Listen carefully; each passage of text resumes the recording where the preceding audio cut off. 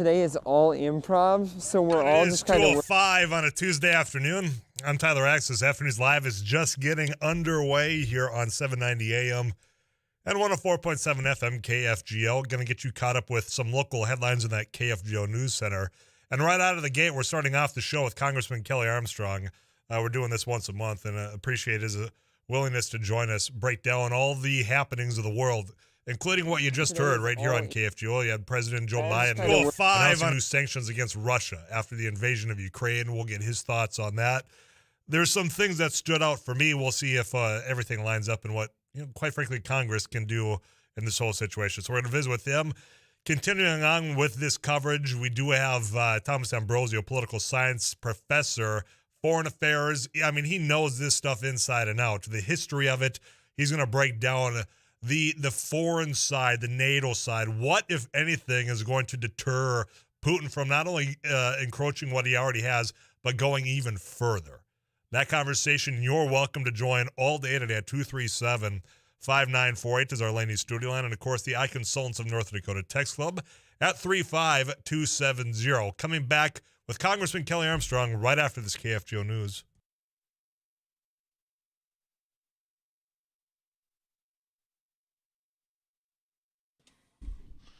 KFGO News, Fargo-Moorhead. It's now 5 below. Winter storm warning in effect until 6 tonight. I'm Madison Quinn from the KFGO News Center. State Patrol Lieutenant Troy Hischer says the patrol and DOT were in constant communication yesterday, but decided not to close portions of the interstates until late afternoon. I-94 between Mapleton and Castleton was the scene of a major chain reaction pileup, more than a dozen semis and passenger vehicles colliding. Hischer says that was the only significant incident. The blockage on 94 occurred at 10 a.m. We evaluated as we're going throughout the day, and we were not having many incidences on I-29 at all. We had a plow struck at mile marker 14, so south of Wahpeton. A plow was sideswiped. We had one struck up by Buxton, another plow. So we evaluate those situations. We weren't that busy with incidences. By late in the day, the decision was made to shut down I-94 between Fargo and Jamestown and I-29 Fargo to South Dakota line. 6 people were taken to Fargo hospitals following that chain reaction crash, with a woman suffering serious injuries. Clay County's weekly COVID-19 rates continue at a downward trend. Kathy McKay is County Public Health Administrator. You can see in Clay County, we're still seeing a decline, which is great. So from the 6th through the 12th, that was 251 new cases. And then the 13th through the 19th, so far, it's 134. And again, just a reminder, it takes a while for all of the numbers to come in. So that's a preliminary number, but still looking promising. Cass County also showed a drop in reported COVID cases in the latest weekly report. Between February 5th and the 11th, there were 1,070 new cases. Week of February 12th through the 18th, 501 new cases were reported.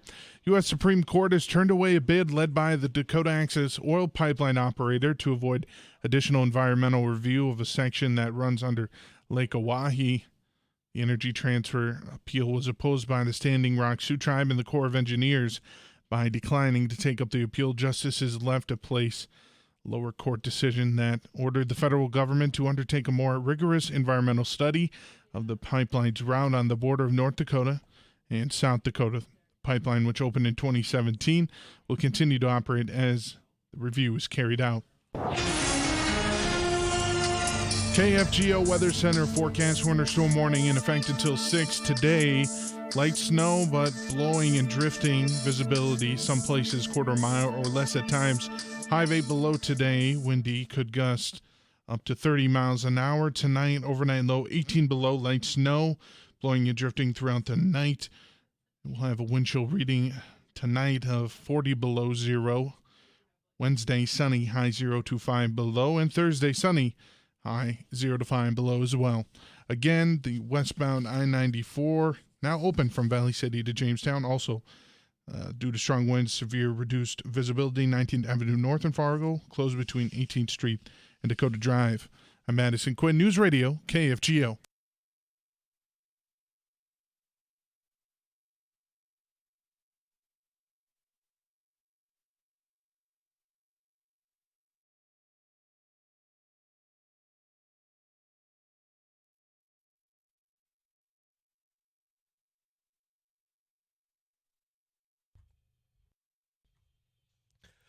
We're going to dive right into it. Just a little bit ago, you heard on these very airwaves, President Joe Biden giving an update on what the United States is doing in regards to what he categorized, and I believe rightfully so, the flagrant violation of international law when you've got Russia invading Ukraine and some of the sanctions that have been levied just recently now going against Russia. And here to break down some of that and so much more is North Dakota's lone Congressman, Kelly Armstrong.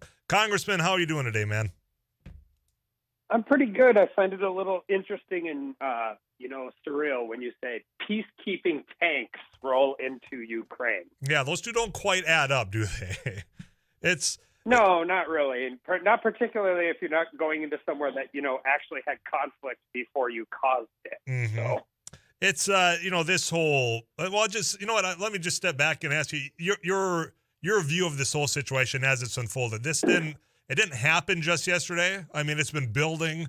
Our intelligence has been throwing out, this is what we are seeing, this is what we're hearing. Now here we are. But just give me the landscape from your perspective as a U.S. Congressman. Yeah, so, I think, and listen, I've been critical of the Biden administration in the times leading up to this.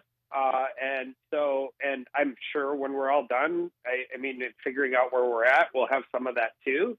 But right now is kind of what I actually appreciate the sanctions he put in place. And I think one of the good things he actually did was, declassifying stuff in real time. The question is can you run a misinformation campaign on this scale in the time of information? So I think we waited too long to get involved. I think we've done a lot of disservice on the energy sector and both how we can utilize North Dakota and the U.S.'s energy to Nord Stream 2, all of those different issues. But I think the sanctions he's putting in place, particularly if there's a bipartisan call to do it. I think there will be more of them. And this is you're dealing with a lot of bad options if you're not willing to put U.S. soldiers in harm's way. And I don't think the president is, and I don't think the country has an appetite for it. I don't support it. We're gonna run into some issues here. Energy costs being one of them, and you can see it. Oil's Brent is almost at 100 today. WTI is almost over $92, combined with some of the inflation things. But this is a serious thing, and it needs to be treated as a serious thing. And I know a lot of times people think things that go on that far away in the world. Vladimir Putin's trying to reset everything that happened at the end of the Cold War, and that's not good for anybody, whether they live in North Dakota or whether they live in Kiev or Ukraine. Now, there's a degree there, but it's serious. And I hope these sanctions work. I hope if they don't, we continue to do everything we can to isolate Putin on the world stage, and we have the tools to do that. Let's talk a little bit more. One of the other quotes I wrote down of defending freedom will have costs. We have to be honest about that, is what President Joe Biden said. And you just alluded to some of that when it comes to energy prices. And I'm curious, what tools do you and your chamber, does this administration have to offset, whether it's an increase in gas prices, just energy prices in general? I have a feeling of what you might say about some of the domestic policy, but just walk me through some of that. Yeah, well, one, I don't think listen, one of the things that's frustrated me, and that's not just unique to the Ukraine situation, releasing our strategic preserves does not drive down world prices. It never has, and it's not going to this time. And recognizing that, and listen, that's not unique to this situation. I've been very critical of this administration for that. And the reason is either they don't understand oil markets, which is obviously concerning, or they're doing it as a very shallow political attempt to act like they are doing things.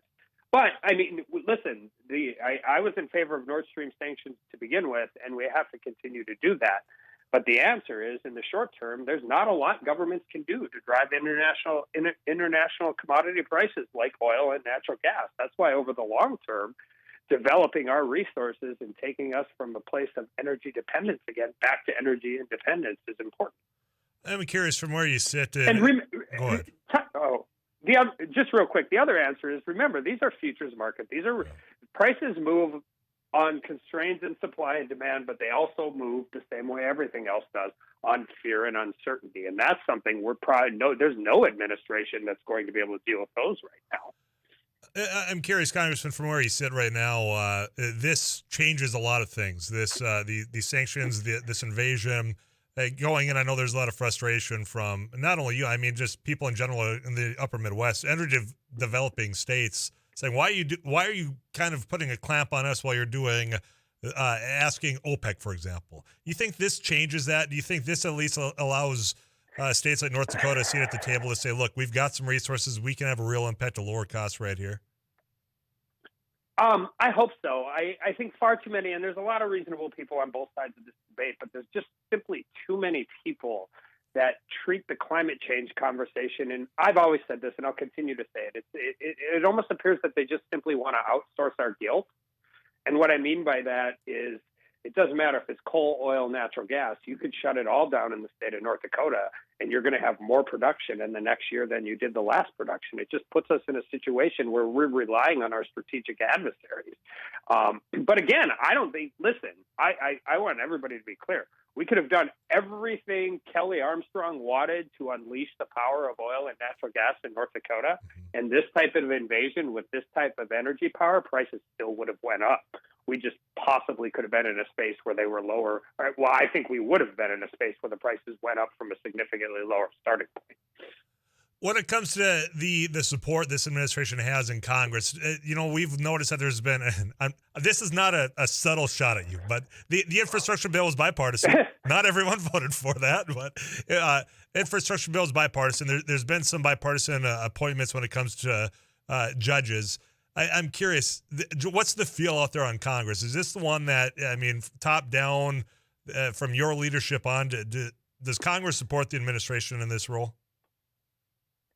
Well, I hope so. I mean, we're going to be critical. We always are. It's a political body, but you can see it from both sides. I mean, and some of it depends on how the administration reacts, right? I mean, there's bipartisan groups of senators that, as far as yesterday, and listen, I don't think you should run these things in 5-minute cycles. I really don't, particularly not when tanks are rolling into democracy. I just really don't. But waiting 12 hours to actually refer to it as an invasion gets Twitter really upset. But I think, provided these guys, Senator Coons, Senator Murphy, Senator Mendez, and those are Democrat senators on the Foreign Relations Committee that are saying we have to do this. And we have a lot of tools to isolate Putin personally, some of the oligarchs personally, from everything but from tech to energy. And listen, we're getting support from some of our allies, particularly on Nord Stream 2, that as a week ago were a lot squishier on Nord Stream 2 than they have been in the last 48 hours. So that's helpful because we can't do this without our friends over there as well. Yeah, very good. Congressman Kelly Armstrong, our guest. I'm sure, Tyler, I'm sure I'll have lots of things to criticize the Biden administration on this and other things. But I just think right now we got to, next 48 hours, week or something, if everybody could just take a breath and see how this works. This is typically one of ththose times where we've been able to, stay clear of a little bit of the partisan sniping. Critique is one thing. 37 character tweets isn't really a foreign policy position. I am shocked to hear that you'll probably have more to criticize this administration going forward. I didn't see that one coming whatsoever, Congressman. You got more time for me? I want to talk. We're talking energy. DAPL, the Supreme Court came out and said, yeah, we're not going to take a look. Give me a little bit more time before I let you go, all right? Absolutely. All right, Congressman Kelly Armstrong, North Dakota's lone congressman. You have a comment? You have a question? 35270. You can send that into the iConsultants of North Dakota Text Club. Going to take a quick pause. We'll have more with the congressman right after this.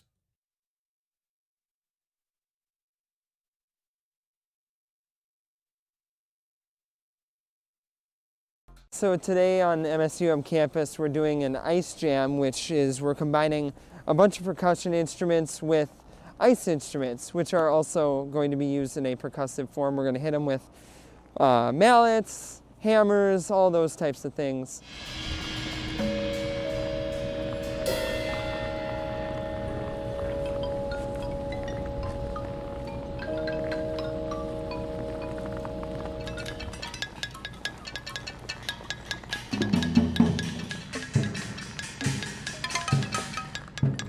Today is all improv, so we're all just kind of working with ideas that we just kind of think of as we go, and we kind of play off each other, and it's fun to collaborate but also have a sense of independence.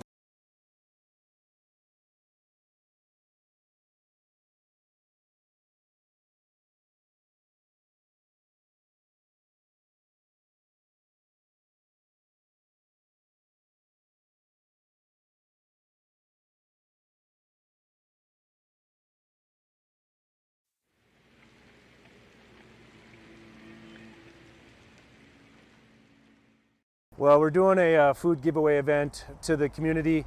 A lot of people are facing food insecurity at this time. As we can tell, we had to start about an hour early because we just had so many people lined up. So as people come up and they need whatever they need, volunteers are taking care of it. It's all contactless, so nobody has to get out. And just making sure whatever the greatest need. We're just getting the greatest good. We're going until the food is out. As people are coming in, if they need 2 boxes and 2 gallons of milk, that's what we're giving. We don't want to leave anybody out. I was in the hospital, and I saw a flyer on the wall. Congressman Kelly Armstrong to get some of the latest of what's going on in Washington and, quite frankly, some of what's going on in the state of North Dakota. And Congressman, earlier today, the U.S. Supreme Court decided they're going to refuse to consider an appeal on the years-long lawsuit over the Dakota Access Pipeline. I'm curious your thoughts on this. Yeah, I mean, it's a decision as it goes. I mean, this really comes back to, well, it's the difference between an environmental analysis and an environmental impact statement. And it actually started under the Obama administration. And I think the full review is in the works right now. It's been in the works, I think, since 2020. So that should be completed fairly soon. So, I mean, the ruling's unfortunate, I think. I think it's important to recognize that this was never a green corridor. It was already a brown corridor. There's other infrastructure in place. But I think just globally speaking, and this becomes more important now than ever, one of our fundamental problems in this country is we can't get energy infrastructure in place. And it doesn't matter if it's a pipeline or if it's a transmission line from a hydro plant in Canada trying to bring it to the East Coast. And, I don't want to utilize what's going on as an excuse right now, but this is really a place where we have to do a better job. The pipeline's been operating for 5 years. It is safe. It was safe when it was built, and I don't anticipate it will be shut down pending the completion of the review, particularly when you're seeing gas prices and energy prices where they are right now. It's interesting. You bring up the infrastructure of pipeline, something that as long as you cite it, you monitor. I'm all for pipeline. I think it's the safest mode of transporting these resources. Given the world events, this invasion, we talk about some domestic stuff. How far away from that flip of a switch are we infrastructure-wise? I mean, we got a lot of natural gas here when we think about some of the resources. I mean, how far behind are we on that infrastructure to just make sure we're keeping costs down? Well, I'll give you an example, and this takes it out of all of the politics of this, Tyler. If you cross a federal waterway, you know what infrastructure project takes the longest to get permitted? It averages over 10 years. It's a highway. So this isn't about pipelines or transmission lines or wind tower transmission versus natural gas pipelines. This has turned into a sue and settle litigation portal. You deal with thousands and thousands of volumes of paper, and I don't know how. This is what I've been critical on what they call the Clean Futures Act. I call it make-believe, but that's just maybe we look at it differently. They want to do all of these things by 2030. They won't have the permits by 2030. We've had 18 hearings on the Clean Futures Act in Energy and Commerce, and you know what's not in it?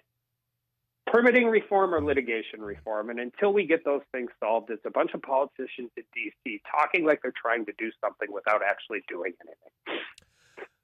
Messages coming in for you, Congressman, about this topic, and I think they're fair questions. So yeah. I'll throw them out your way. Tyler, yeah. How can you be mad about high oil prices and blame Biden when the state of North Dakota is cheering so they can move more oil and drill more? It's odd to have it both ways, and it's okay. And another one that piggybacks off that from another texter here. Sure. With oil prices at $90 a barrel, approaching $100, what is keeping North Dakota producers from pumping more oil? It certainly must be cost effective. Your response to the fact that we're talking about how expensive it is, but a state like North Dakota, it's kind of odd because we cheer it on at the same time. Sure, and I've been in this business my whole life, and we want strong energy prices in North Dakota because so much of our state budget relies on energy prices. But what we want is strong, consistent energy prices, and not energy prices that are dictated by one, bad policy, and then foreign action. Because what happens then is you get these volatile swings in the energy prices. $90 oil doesn't bother me in North Dakota, provided that's what the market is really providing when we are allowing ourselves to unleash that market. The second question is easy. Nobody's reinvesting in this because there's still not that many companies that drill into shale rock. and you have litigation that's going on Dakota Access Pipeline. You've had the Keystone XL shutdown, the higher cost of inputs, and they're not chasing leaseholds. So these guys have been through this in the shale play before, and as opposed to drafting it up. Listen, if you get to a certain price, they're going to start drilling more. They just have to. But you go look at debt to equity on a lot of these companies in 2015, and they remember what that was like, and they're still servicing some of that debt. So they got to get their companies in the right spot before they just produce oil. Congressman, I got about 3 minutes. I got another question that just was texted in. This one's detailed here. Tyler, Congressman, I'm concerned about the Biden administration putting tariffs, duties on foreign nitrogen sources at the behest of the likes of the CF Industries. Seems counterproductive when you look at fertilizer prices reaching all-time highs. I guess it's to be expected watching how he's handled the RFS. What are you doing about it? Comes in. I've got about 2.5 minutes for you. Well, okay. First of all, I haven't. I'm not aware of the tariff thing, but I'll check into it immediately because I think at this point in time for our producers, we actually have commodity prices that are pretty decent right now, but inputs are going up, and obviously we went through generational drought last year, which is not fantastic for anybody, regardless of where you live in North Dakota. But one of the other fundamental things we have to deal with, which goes back to the energy crisis, is if you look at the cost and increase in fertilizer, and you look at the cost of natural gas, which is the sole feedstock for anhydrous, you can see direct correlations to this. So our ag industry and our energy industry have been intertwined for as long as you and I have served in state government, Tyler. And we're watching it now. And we talk every day, whether it's truck drivers, rail, anything we can do to start lowering the cost of inputs for our ag producers, because good commodity prices don't mean much if you're getting it chewed up in inflation and input costs. Yeah, and there's a lot of people nodding their head to that as well. Congressman, I always appreciate your time. Go ahead. And I will, next time we go, or I'll even text you and figure out what I know about the nitrogen tariff. So okay. I don't like retaliatory tariffs in the short term to begin with, but we got to check more into it. I apologize to your texter. I don't know about it yet. Hey, that's all right. I recognize the number. They're always asking good questions, stumping us up. And they're kind of smart Alex about it too. So that's just all fair, part of the job here. Congressman, I was Hey, we like smart Alex. That's fine. Just be funny about it. All right, my man, I'll chat again with you in about a couple of weeks' time, all right? Thanks. Yeah, you take care. Congressman Kelly Armstrong. I can say that to some of the messages that come in. I appreciate some of your tongue-in-cheek comments throughout the time. Tyler, blame the lawyers, then set up all these issues to be difficult. Lawyers run our country. Thanks. Appreciate that coming in. I tell you what, your thoughts on everything you just heard here, what you liked, what you didn't, about him, about me, it's all on the table right after this KFGO News.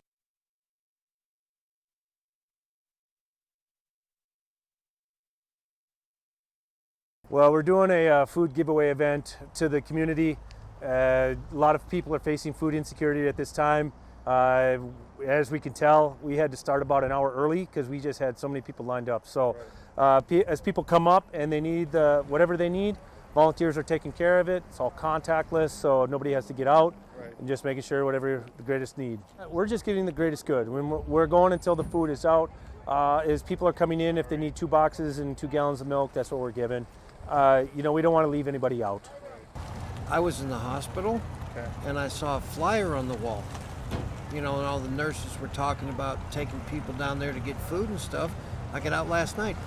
Got out of the hospital last night, and I said, man, I'm going to do this. When I came from Williston here, I lived on these streets for 3 years, caring. And that's what this is. That's the way I see it. Very helpful. I think it's going to be very helpful because I know people that are doing without. I think it's truly remarkable how much need there is out there. Like I said, we were going to start at noon, but we had so many people lined up. We started at 11, and volunteers have been working their tail off since then. I'm thankful for that. I think this shows that there is some huge needs in the community, and we got some things we got to address.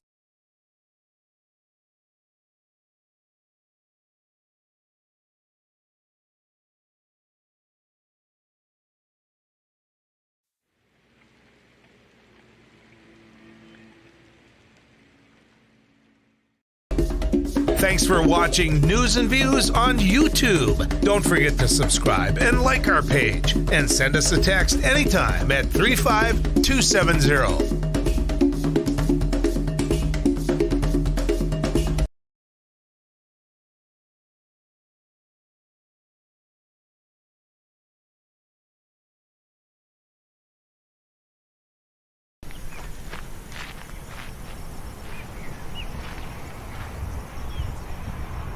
Culberson here with another News Radio. Hey, this is Abby Miller with Fargo-Moorhead, currently blowing and drifting snow. 5 below now in Fargo. Winter storm warning in effect until 6 this evening. I'm Madison Quinn from the KFGO News Center. Drivers who ignored or didn't pay attention to travel advisories were factors as the State Patrol again dealt with poor conditions in much of eastern North Dakota yesterday. State Patrol Lieutenant Troy Hischer says it's a common theme when the weather takes a turn. Not able to close every ramp on the interstate, so we still deal with motorists out there that don't, follow their phones. They don't look at the DOT roadmap to see that it's closed, and they go out there and get stranded. It's just it's a constant battle when we deal with a storm like this. More than a dozen trucks and passenger vehicles were part of a chain reaction crash between Mapleton and Castleton yesterday. 6 people taken to Fargo hospitals. 69-year-old woman had serious injuries, but were not considered life-threatening. The crash forced the closing of interstate near the scene for about 6 hours. A change in executive leadership at All True Health System in Grand Forks. The Board of Directors has announced that All True President Dr. Stephen Weiser is leaving effective immediately. Dr. Joshua Deter will become the interim chief medical officer, a previously vacant position.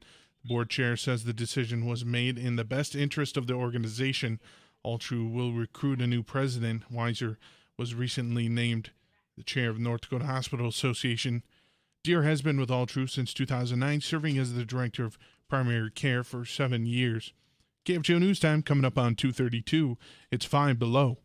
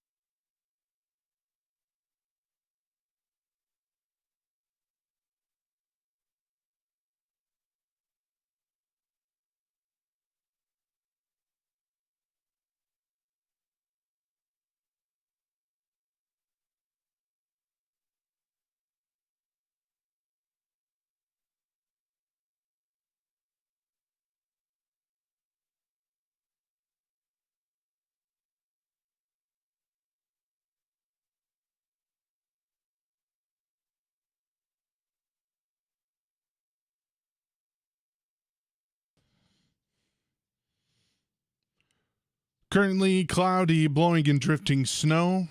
You're listening to KFGO News. Penalties would increase for those who use stolen vehicles to commit violent crimes under a bill the Minnesota Senate Committee examined Monday afternoon.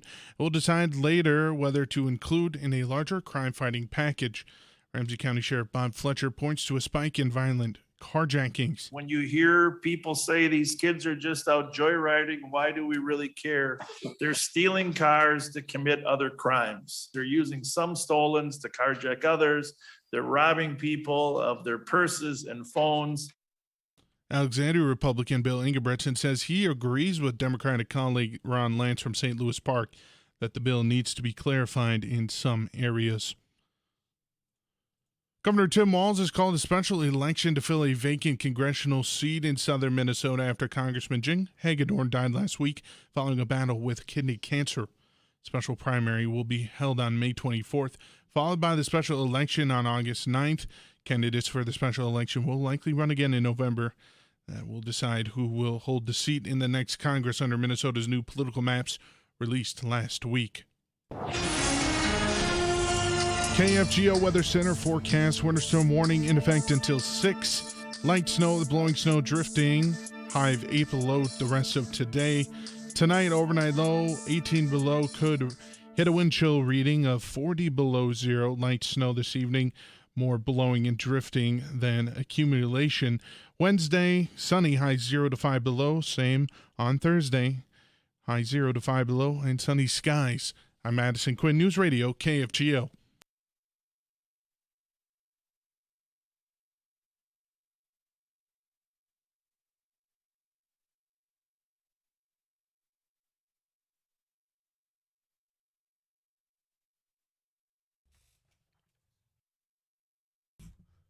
You know, I was waiting for the call this morning saying, hey, man, I'd said you might need to come get me. Yeah. I didn't. I'm glad to see you here. Yeah. Low-profile cars, some of them. Yep. Nothing special, just a low-profile car. Yeah. Had to get creative, but we made her, Gully. You back her up and gave her all she got, huh? Yeah, a couple times. Rusty Halverson is part of our farm and ranch team. So obviously the national news is focused on, well, not just national, because right here we just got done talking about how it's going to impact energy with Congressman Armstrong, but CBS National News talking about this invasion, these sanctions, retaliation potentially when it comes to food prices as well, and what Ukraine and Russia, their exports are. Yeah, you and the representative talking about oil prices, but wheat prices today, Tyler, reacting to the news. Corn prices rising higher too because of these tensions between Russia and Ukraine. And for a little bit of background, the two countries account for 29% of global wheat exports, 19% of world corn supplies, 80% of world sunflower oil exports. I've never been to Ukraine, but I've been told it's a lot like here. Really good soil, really good growing conditions, and they export a lot of supplies out of the Black Sea region. Now, traders are worried that any military engagement could impact crop movement and exports from that country. So, made a phone call. Advanced Trading Risk Management Advisor Tommy Grisafi of Mayville, North Dakota, gives a breakdown of the situation.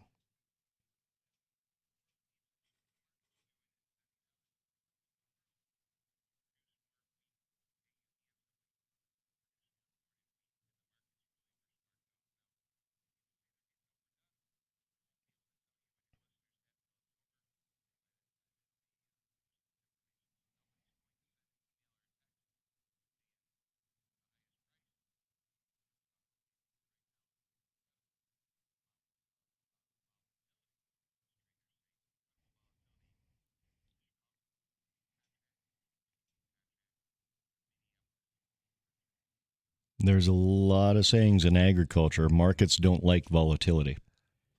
And we did advance some 42 to nearly 49 cents in Chicago wheat today. Minneapolis spring wheat, 25 to 27 cents higher. But here's the question. Will growers plant more wheat this year based on this rally? Based on the current prices, and we can talk about that next hour. You know, I was say, you want to watch me be naive? I was going to say, is it too late to make the change if you wanted to, as far as a producer? But now you're saying, hey, just give me an hour's time, and I'll tell you. Well, we can talk about it. We'll talk about it next hour. All right, well, I'll save that chair for you. Okay, thanks. Rusty Halverson, him, Sarah Heinrich, multi-award-winning agriculture journalist here at KFGO.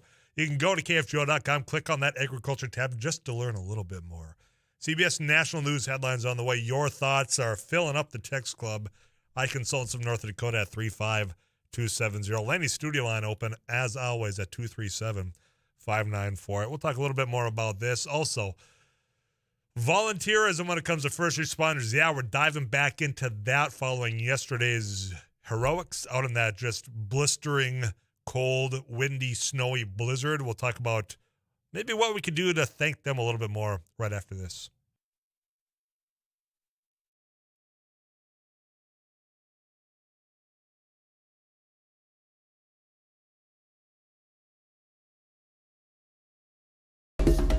Thanks for watching News and Views on YouTube. Don't forget to subscribe and like our page. And send us a text anytime at 35270.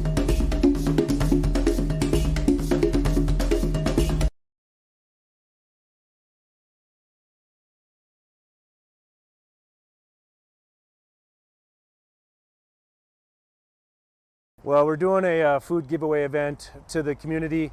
A lot of people are facing food insecurity at this time.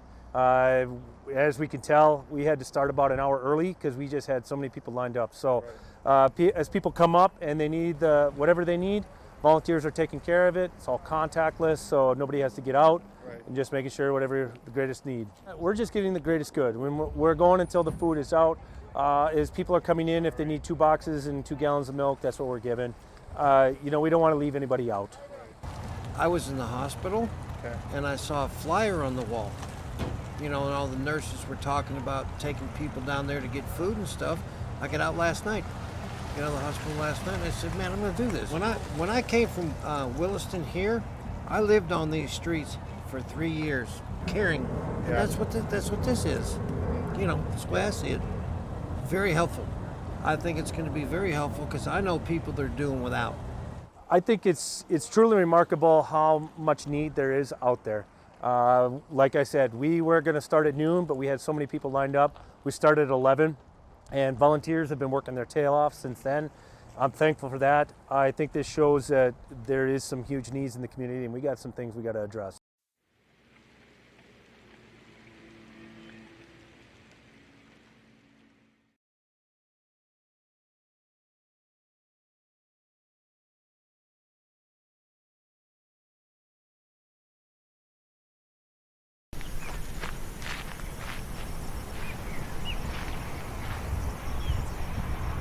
Roberson here with another News Radio. Hey, this is Abby Miller with the Dear Mighty Kansas 790. Couch Potato Radio. Did you see that from It Takes Two. Doug here with the morning crew this morning. Jerkins News Radio. Amy Eiler with It Takes Two. This is Jack Michaels, Voices Force. Too tall. Joel Heitkamp here on the Mighty Sarah Heinrich. Tyler Axis, your host. The Mighty 790 and 104.7 FM KFGO. The names you know, the voices you trust. So today on MSUM campus, we're doing an ice jam, which is we're combining a bunch of percussion instruments with ice instruments, which are also going to be used in a percussive form. We're going to hit them with mallets, hammers, all those types of things.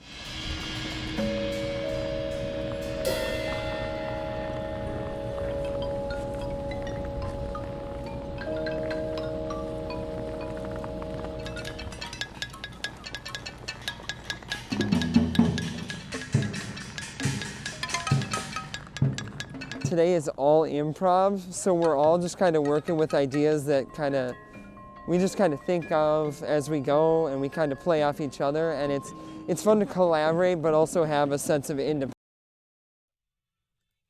If you're out there traveling around, you know that situation's still not ideal. I'm pulling up the North Dakota DOT road maps for the area here, and wouldn't you know, it still looks like, quite frankly, some of the interstates closed south of Fargo to the border, West Fargo. What about the Valley City area on the Minnesota side? Similar conditions to yesterday. But hopefully, like we were telling you, the fact that we've got the conditions or advisory, some of that changing within the next couple of hours, you can get where you're going safely. Yesterday, when this was unfolding, I had to comment, and I got some reaction to it. So I'll share it with you. What the commentary was off air about what I was saying, that I wasn't judging the decision to not close down some of these interstates sooner. Based on just my observation of traveling around this area over the course of this very, very long winter, it seemed to me that we had made the decision to close up some of these roadways when conditions weren't as bad as what they were yesterday, going into last night through this morning. And it's throwing that out there. People had suggested, well, perhaps it's because of staffing issues. Now, if that is the case when it comes to, the DOT or the Highway Patrol, if it's because of staffing, that is something that we've certainly got to address. Because if it's because there's not enough men and women doing the job, there's things we can do. We can discuss what we're doing as far as salaries, benefits, all of that, to get people into those very important roles in situations like we had over the last 48 hours and then some. Because there were people upset, especially when it comes to the incident on I-94 about the pilot. Accidents happen. But people are saying they should have closed it down before this accident happened. And there might be some truth to that. That if they had been, maybe people wouldn't have been on the roads, but we also know some people that go around those gates and risk it and those fines. But that's why they close them down, or that's why they tell you no travel advised. And there was a no travel advisory throughout this region. In fact, it's still in place as I pull up the map.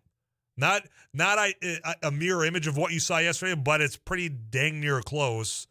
It's the southeastern part of North Dakota. But the reason why they ask you not to be traveling is to not put those first responders in the situation that we saw on I-94 yesterday of the multi-vehicle pileup. 6 people ended up in the hospital. But you had first responders from all over the region having to go out in those situations, putting themselves, and quite frankly, danger because of the elements to assist people in need. We applaud them for that. We thank them for it. But is that really enough when it comes to the staffing shortage that I'm hearing about? Or quite frankly, the fact that we rely so heavily on volunteers? I keep coming back to that part of all of this. And I know it's not just unique to North Dakota, but for all those more rural listeners to me right now, those volunteers that are out there, whether that's the fire, the ambulance, you know what it is and what you rely on and how you are short there when it comes to finding volunteers to recruit and then, quite frankly, to retain them. And when you are watching, as if you got into KFGO.com, if you've watched the videos, if you've seen the photos of what those responders, whether they're volunteer or paid because it's their job, what they had to go through and all those hours and how they looked after the fact, good grief, I could only imagine how terrible it was. But if we are going to rely so much on volunteers in moments like that, could we not be doing more to help out? I mean, we certainly know we can do more to get recruits on the paid positions, whether that's the highway patrol, the sheriff's office, the men and women driving the plows. We can do that because we pay. We've got state benefits for some of those. The fact that we, on the other side, expect the same, and we expect the same quality of service from volunteers, it just seems that we could be doing more on that side as well. You know, it feels great. I've gone to the fish fries. I have gone to all where I'm from, or now living again in more of a rural community. I try, but there can be so much more. And I throw it out there again, just for your opinion, for you to digest and tell me how wrong I am, or hey, maybe this is something we can move towards. But if you want to put these individuals, out in these elements in risk weather, and it's not just here in these cold and nasty, drawn-out winter days, pick any incident in which you've got somebody that's a volunteer first responder showing up, trying to save your property, save your life, perhaps. If we're expecting them to do that, then can't we provide something like that health insurance benefit that part-time lawmakers have in North Dakota? I mean, for me, if we can extend that to a part-time legislature that meets every other year for 80 days. Now, I know there's work that goes on, but if you're going to extend that full insured benefit to lawmakers, why in the hell can't we do that to those first responders? Those volunteers out there that are signing up, putting themselves in danger in wind chill factors that we saw yesterday, in zero visibility, for hours to help other neighbors in need, which we admire them for, but why can't we extend that to them? Is it something you would support? If you got a lawmaker that introduces that next session, or if there is it's beyond that time right now for this election in 2022, but if you start planning forward, I mean, is that something you would get behind to make sure that it's not only, I know I dropped a couple $100 at the fish fry. I hope you can buy a new hose. Maybe buy some more warm material for when you are out there on a volunteer basis to help somebody on the interstate or a county road, township road. Can't we just have something that's in place to know that, hey, we got your back because we rely on you to have ours at any given moment? You got to leave your work to go help somebody. You've got to leave maybe in the middle of the night from your family activities to go out and do this. But we got your back because we got your insurance paid for. 237-5948, 35270 is coming in. I got a number of messages. I will get to those right after we get you a weather update. Too Tall Tom Szymanski on vacation, deservedly so. Been a long winter. He's been very busy telling you all about that. But we'll get the latest update. Your thoughts? Am I crazy for thinking we can extend this health insurance benefit from the state to these volunteer first responders? I don't think so. Tell me how I'm wrong right after this.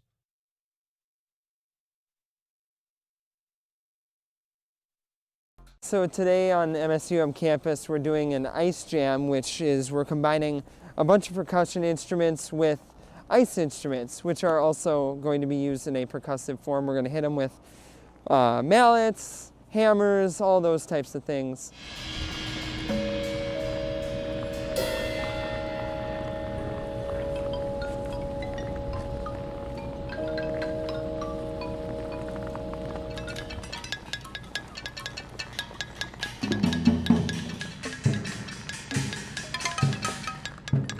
Today is all improv, so we're all just kind of working with ideas that we just kind of think of as we go, and we kind of play off each other, and it's fun to collaborate but also have a sense of independence.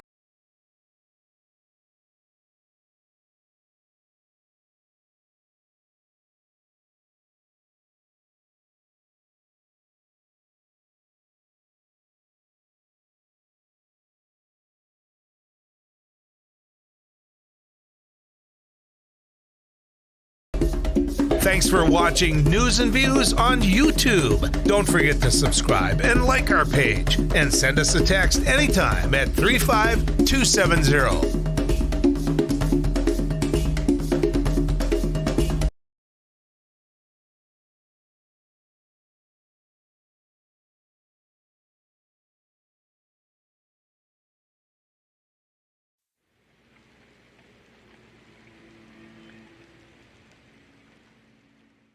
Well, we're doing a food giveaway event to the community. A lot of people are facing food insecurity at this time. As we can tell, we had to start about an hour early because we just had so many people lined up. So as people come up and they need whatever they need, volunteers are taking care of it. It's all contactless, so nobody has to get out, and just making sure whatever the greatest need. We're just giving the greatest good. When we're going until the food is out. As people are coming in, if they need 2 boxes and 2 gallons of milk, that's what we're giving. We don't want to leave anybody out. I was in the hospital, and I saw a flyer on the wall. And all the nurses were talking about taking people down there to get food and stuff. I got out last night. Got out of the hospital last night, and I said, man, I'm going to do this. When I came from Williston here, I lived on these streets for 3 years, caring. And that's what this is. That's the way I see it. Very helpful. I think it's going to be very helpful because I know people that are doing without. I think it's truly remarkable how much need there is out there. Like I said, we were going to start at noon, but we had so many people lined up. We started at 11, and volunteers have been working their tail off since then. I'm thankful for that. I think this shows that there is some huge needs in the community, and we got some things we got to address.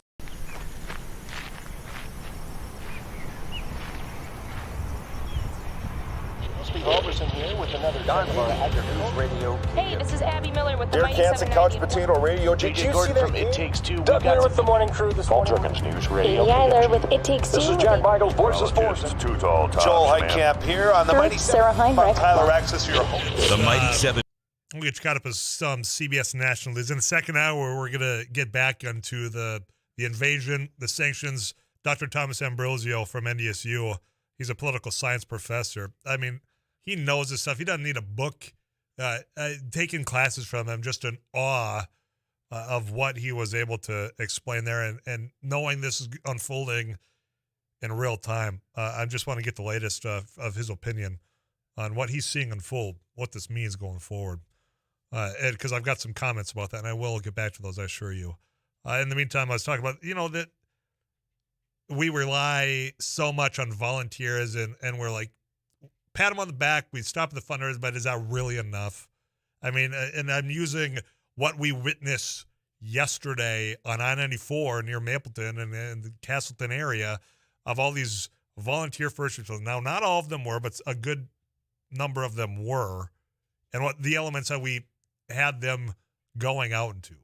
KFGO.com is a place where you can go check out some of those photos. If you missed it, it's all right there.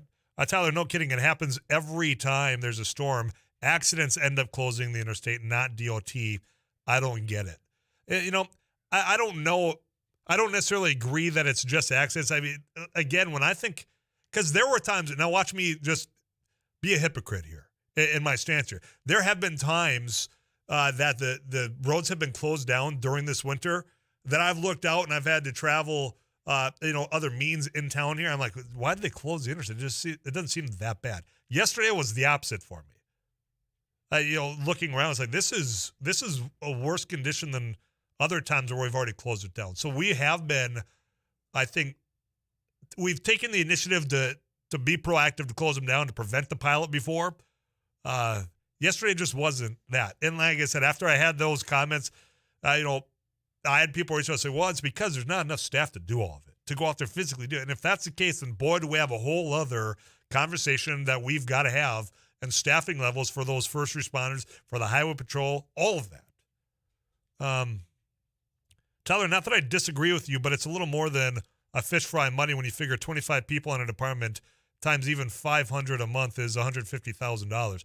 I'm not, trying to say that this is not going to be an expensive endeavor.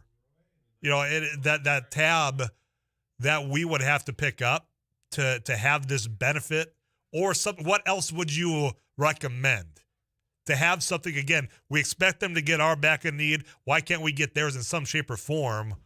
And when we talk about, we can go back to the conversation we had with Congressman Armstrong when people are saying, look, if the state's making all this money off of oil, we've got coffers to do some of this, and I think we could get creative with it. I'm going to get to the phone lines to talk to Roy. Roy, thanks for calling in. I got about a minute for you. Yeah, well, I won't take more than a minute. Let's just use some common sense here. Let's just use the highway patrol.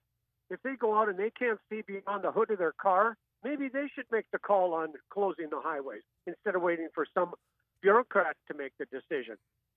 Yeah, Roy, and I appreciate the phone call. When it comes to the decision process and on the collaboration between the North Dakota Department of Transportation, the Highway Patrol, of saying, look, this is what we're seeing out here. I'm sure it comes down to red tape, as you are alluding to. And the common sense part can go a long ways. The fact that every time we've got a visibility issue, I've got multiple messages and people calling off air that have to remind people to turn their headlights on shows that common sense needs to be refreshed every time we got a winter weather event. And one thing for the men and women out there in, the blue or the beige, whatever it is, they're gotten so good of letting you see in real time through their social media what the conditions are. If you have not followed them, please do so.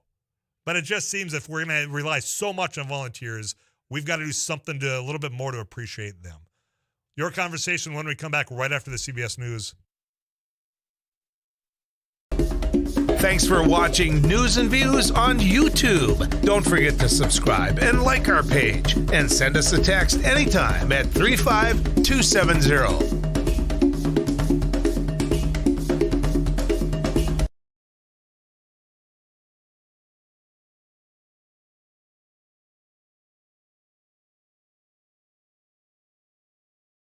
Well, we're doing a food giveaway event to the community. A lot of people are facing food insecurity at this time. As we can tell, we had to start about an hour early because we just had so many people lined up. So as people come up and they need whatever they need, volunteers are taking care of it. It's all contactless, so nobody has to get out, and just making sure whatever the greatest need. We're just getting the greatest good. We're going until the food is out. As people are coming in, if they need 2 boxes and 2 gallons of milk, that's what we're giving. We don't want to leave anybody out. I was in the hospital, and I saw a flyer on the wall. And all the nurses were talking about taking people down there to get food and stuff. I got out last night, the hospital last night, and I said, man, I'm going to do this. When I came from Williston here, I lived on these streets for 3 years, caring. And that's what this is. That's the way I see it. Very helpful. I think it's going to be very helpful because I know people that are doing without. I think it's truly remarkable how much need there is out there. Like I said, we were going to start at noon, but we had so many people lined up. We started at 11, and volunteers have been working their tail off since then. I'm thankful for that. I think this shows that there is some huge needs in the community, and we got some things we got to address. So today on MSUM campus, we're doing an ice jam, which is we're combining a bunch of percussion instruments with ice instruments, which are also going to be used in a percussive form. We're going to hit them with mallets, hammers, all those types of things.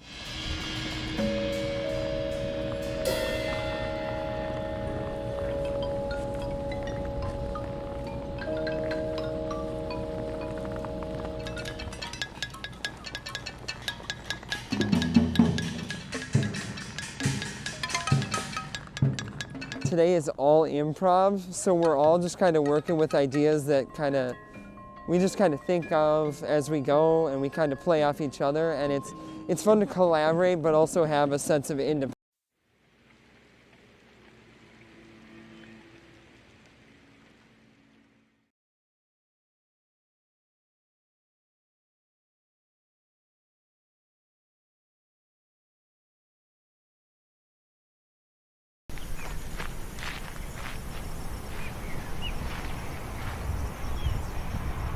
Robertson here with another Don of our Agri-News Radio. Hey, this is Abby Miller with the Derek Mighty Hansen, Couch 790. Potato Radio. Did JJ you Gordon see that from It Takes Two. Doug Miller with the morning crew this morning. Paul Jerkins News Radio. Amy Eiler with It Takes Two. This is Jack Michaels, Voices Forces. Too tall, Tops, Joel man. Heitkamp here on the Mighty Sarah Heinrich. I'm Tyler Axis, your host. The Mighty 790 and 104.7 FM KFGO. The names you know, the voices you trust.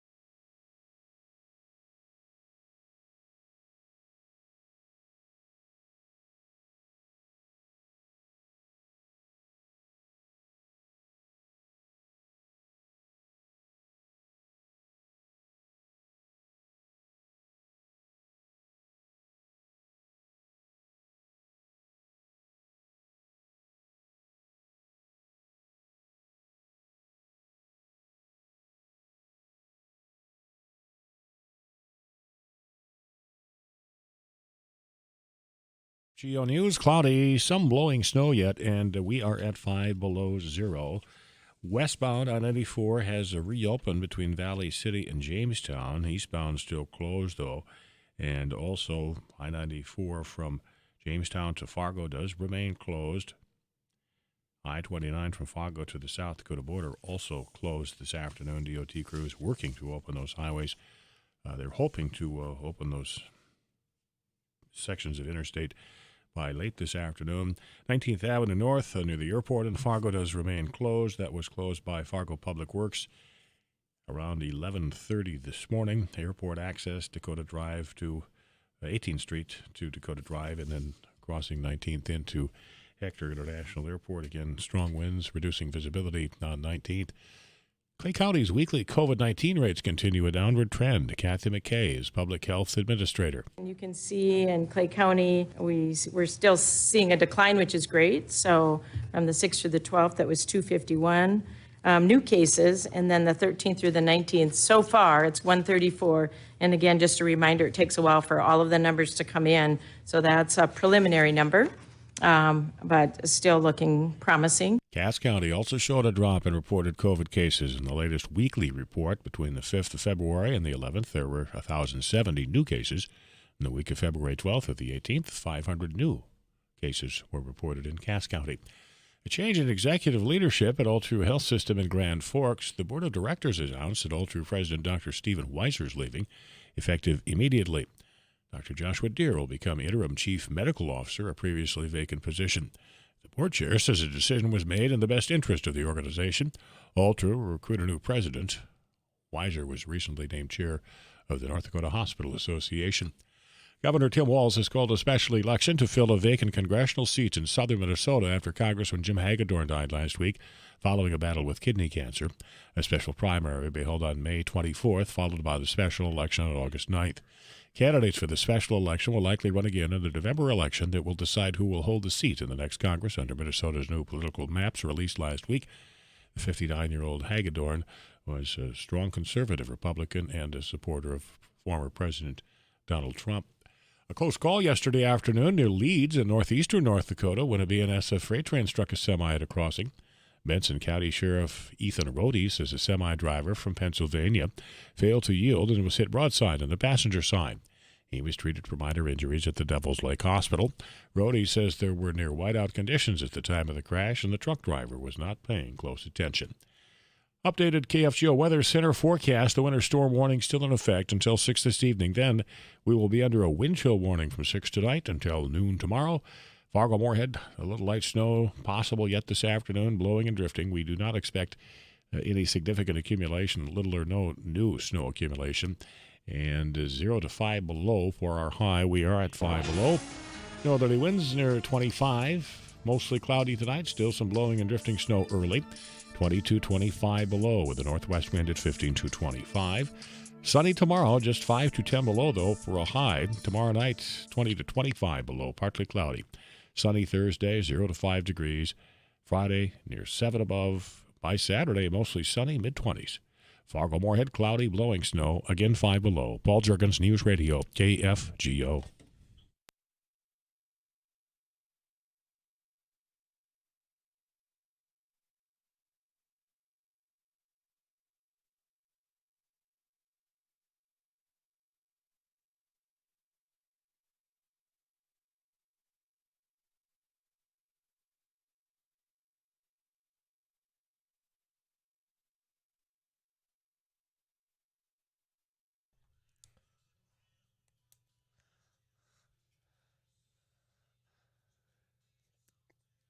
I mean, the marketing is pure genius. I'm sure it's not by chance.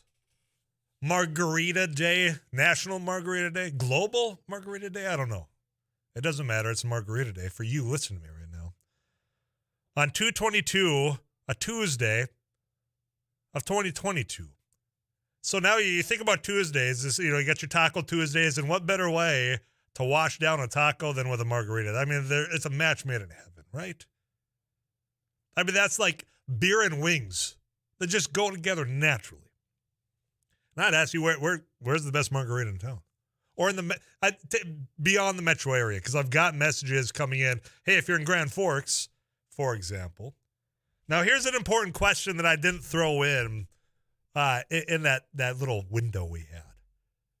Are we talking about classic margaritas? Are we talking about the ice-filled, fruity, overflowing with the stem glass?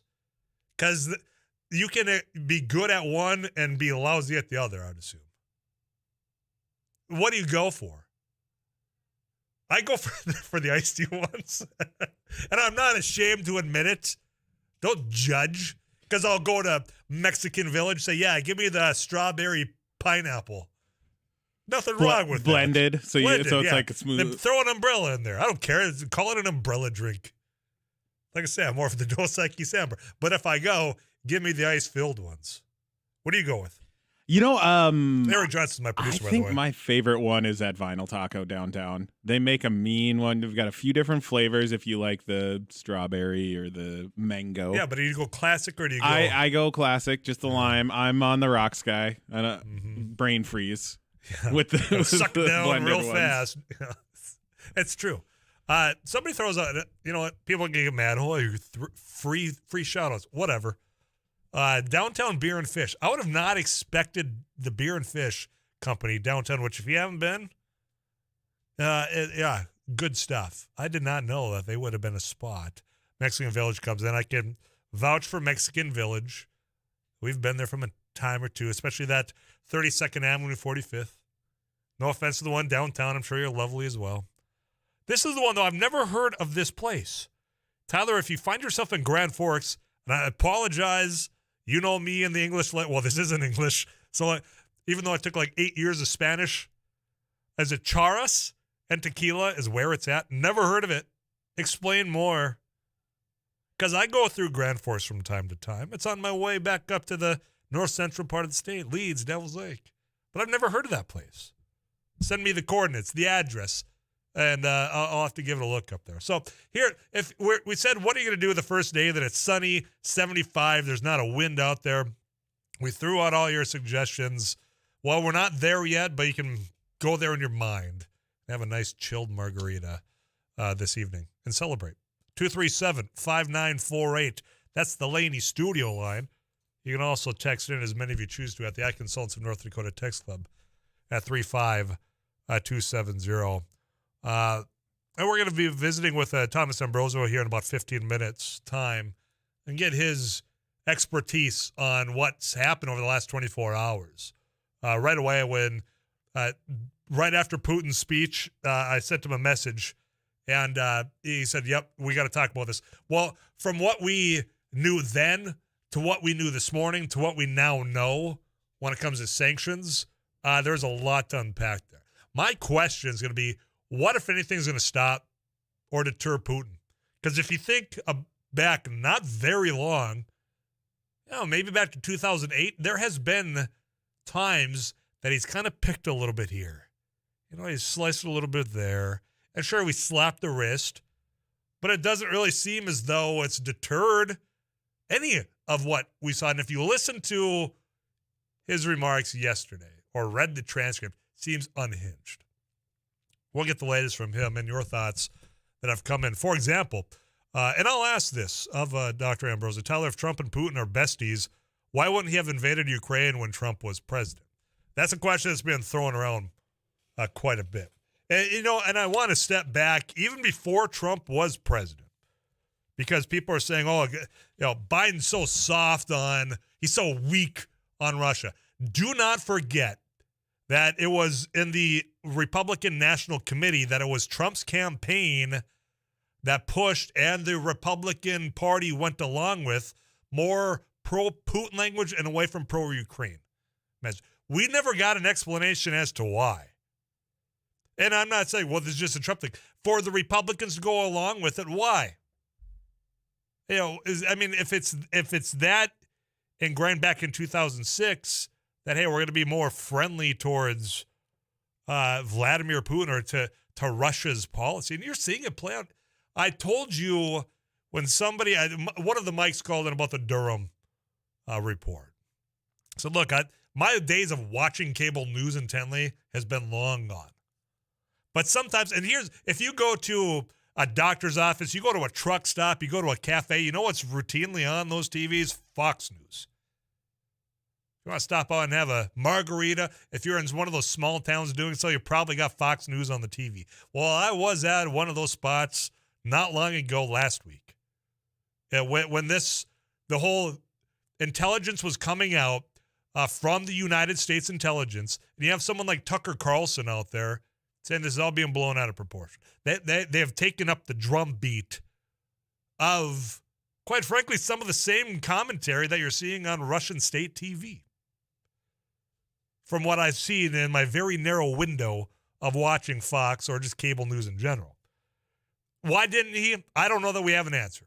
Like I said, I think it's a fair question because a lot of people are asking it, but you can't ask the question without acknowledging, in my opinion, the approach that the Trump administration and those close to him took to Vladimir Putin in Russia, and being a little bit more hands-off. Hey, you know what? We'll find the excuses for whatever. We'll go along. And you're seeing it now today from former President Trump's comments about what Putin's doing in invading Ukraine.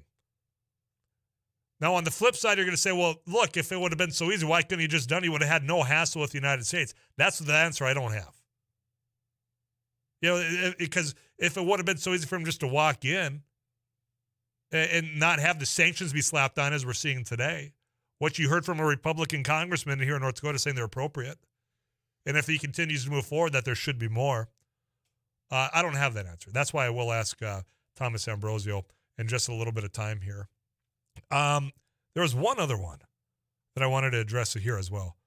Tyler, it's hard to believe that a president could muck up everything so bad in just 1 year, but here we are living a complete failed energy policy. What a total disaster that Harris-Biden administration has. And I see that it's Harris-Biden instead of Biden-Harris administration. Elaborate for me. What is everything that's been, and I appreciate you censoring yourself and saying what's mucked up over this first year. I have said if this development in Ukraine and in Russia, when it comes to, in particular, energy policy, doesn't set you back just a moment as an administration saying, okay, I know in the first couple of weeks we came in and we changed some things from the previous administration on domestic energy policy. Well, you know what? The world's changed over the course of the last couple of months. It's time to reevaluate what we can do. And I heard that in President Biden's speech today when he talked about, and I'm reading a quote again that I wrote down as I was listening on KFGO, defending freedom will have costs. We have to be honest about that. And then going on to say, closely watching impacts on energy supplies and prices, meaning oil, meaning gas. If that doesn't tell me that they're at least considering some of the domestic changes that they could do to help you pay less at the pump or to not have as big of an increase, then I hope that's at least heading in the right direction. But elaborate more. What else out there has been just completely blown up, in your opinion, over the first year? And we'll have that conversation right after some of these messages coming your way. I'm getting some of the directions to the Charas and Tequila. Is that what I'm saying right? They also have a location. In Devil's Lake in Bismarck. I think I know the Devil's Lake location now that you send that in. They got plenty of drinks that go well with tacos. Well, you know what? Today's the day if you want to go out and do that. Messages pouring in, 35270. Phone lines are lighting up as well at 237-5948. I'm coming back to you right after this.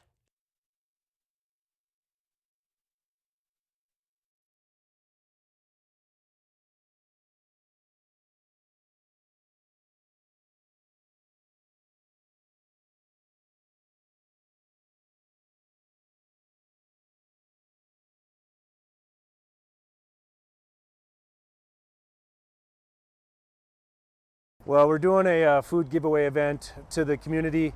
A lot of people are facing food insecurity at this time. As we can tell, we had to start about an hour early because we just had so many people lined up. So as people come up and they need whatever they need, volunteers are taking care of it. It's all contactless, so nobody has to get out, and just making sure whatever the greatest need. We're just giving the greatest good. We're going until the food is out. As people are coming in, if they need 2 boxes and 2 gallons of milk, that's what we're giving. We don't want to leave anybody out. I was in the hospital, and I saw a flyer on the wall, you know, and all the nurses were talking about taking people down there to get food and stuff. I got out last night, the hospital last night, and I said, man, I'm going to do this. When I came from Williston here, I lived on these streets for 3 years, caring. And that's what this is. You know, that's the way I see it. Very helpful. I think it's going to be very helpful because I know people that are doing without. I think it's truly remarkable how much need there is out there.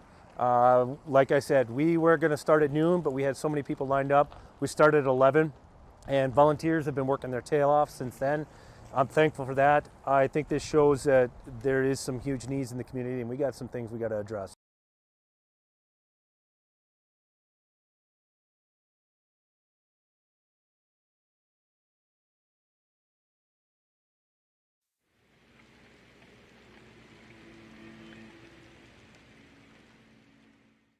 So today on MSUM campus, we're doing an ice jam, which is we're combining a bunch of percussion instruments with ice instruments, which are also going to be used in a percussive form. We're going to hit them with mallets, hammers, all those types of things.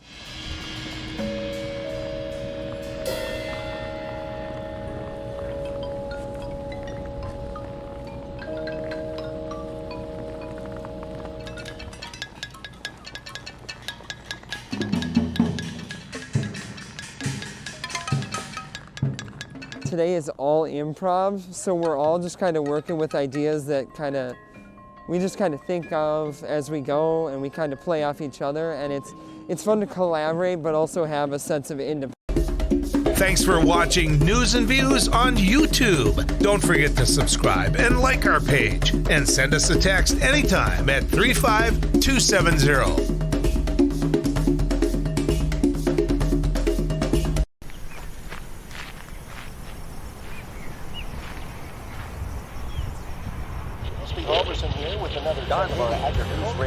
Hey, this is Abby Miller with the Dear Kansas Couch Potato Radio. Printer in the KFGO News Center, delivered by our very own Paul Juergens. I-29, North Dakota Highway 13, reopen. They are open. However, no travel still advised out in the area here. And in fact, pulling up the North Dakota map as well, the DOT map. Yeah, there's no travel advised for all of the region or most of the region. That there hasn't been travel advised for like 48 hours now. But the I-29 south of Fargo to the Canadian border, South Dakota border. Is it only Tuesday afternoon? Yes, it is. I'm getting approval of that. Okay. From Fargo to the South Dakota border, open, and of course, Wahpeton to I-29 is open as well. But of course, they're still saying no travel advised. A message came in saying, Tyler, parts of County Road 4 from Argusville to 18, where it's sheltered, I wouldn't have a call out one lane open due to snow drifts. A little confused on I wouldn't have a call out one lane, but either way, the snow drifts to be expected, to be mindful of if in fact you are traveling with this no travel advised, that the amount of snow that we've gotten and the wind that hasn't stopped, there's going to be some drifting out there. But when it comes back to the road closures, they still do have 94 West Fargo to about Valley City is still closed out there. Boy, there's a lot of passion about this restaurant of that's in Grand Forks. People saying in Devil's Lake too, and I didn't know the name of the one in Devil's Lake. Because they say we're going to go get Mexican in Devil's Lake. It's either that restaurant or it's Taco John's. Taco Bell no longer. Remember, Taco Bell and KFC used to be in that same location together, all under one roof. You could get your cheesy gordita crunch, and you could do a whole family's bucket of KFC's finest. The extra crispy. You could do it all in one. You can't do that anymore. So I never heard the name of it, and I'm not afraid to admit that right now, Tyler. So again, if I'm mispronouncing, my apologies. Charles is right off I-29 and 32nd Avenue South. Old Ruby Tuesday location. The food is amazing. They make fresh guac at your table. Location in Devil's Lake also. See, I did not know. And I give you my word. I know that of people that have gone to the old Devil's Lake location. I will stop by and I'll report back to you, okay, on that. And it just won't be for the whole Margarita Taco Tuesday situation, which I have no idea if that's their promo today or not. If not, they're mistaken and they're missing an opportunity. That's all I'm going to say about that. More messages about this whole Russia thing, Ukraine. It's unlike anything that I recall in my lifetime of 35 years. The speech yesterday by Vladimir Putin is just unhinged, and I know I've said that before, but it's just the way of which you want to say Ukraine should have never have been a country in the first place. What? We're going to get the latest from Thomas Ambrosio after we get you caught up with KFGO News about that. The sanctions going in, the good first step isn't enough. What's, if anything, is going to deter this guy with that attitude, thinking that he's been the victim, that his country's been wrong this whole time, from not continuing to move forward? That's my question. If you've got questions for him, by all means, he's not afraid to answer them at 35270. We'll have that conversation a little bit later on as well. NDSU, they haven't had campus open since I think Thursday, but in just a day or two, in fact, I think it is tomorrow, we'll find out here, they've got another one of those distinguished speaker series going on at the Challey Institute. We're going to be having a conversation with Dr. Bollier about that because you're invited to all of those. So that's coming up. Also, tax dollars going to private schools. Minnesota is saying, sure, we'll use some of that. I'm not there, and I don't think you should be either. So we'll have all that and whatever else you want to get off your mind, whether it's margaritas, tacos, Ukraine, it's all on the table. It's you, me, this microphone, your cell phone, all the rest of the way on top of Dr. Thomas Ambrosio. I'm Tyler Axis, your host, Eric Johnson, your producer. We got another hour and a half with you right here on KFGO.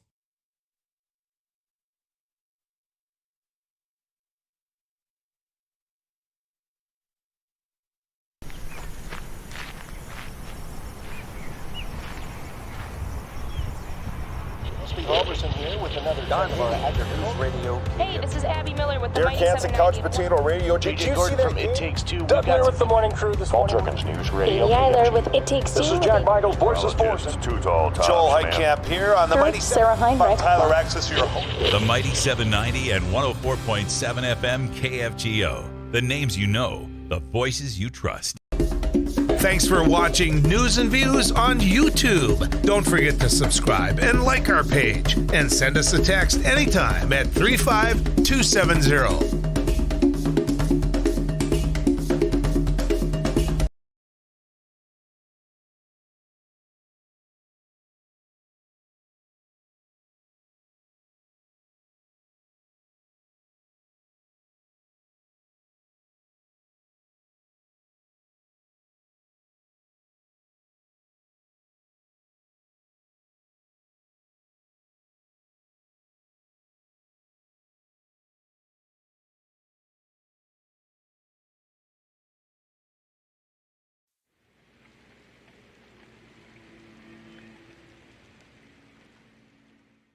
So today on MSUM campus, we're doing an ice jam, which is we're combining a bunch of percussion instruments with ice instruments, which are also going to be used in a percussive form. We're going to hit them with mallets, hammers, all those types of things.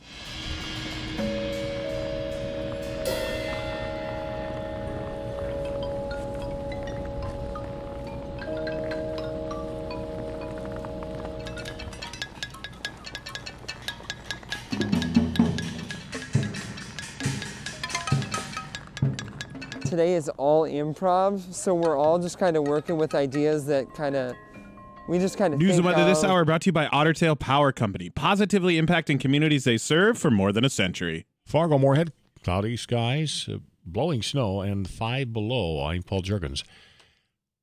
The winter storm warning will expire at 6, and then we will be under a wind chill warning from 6 this evening until noon tomorrow.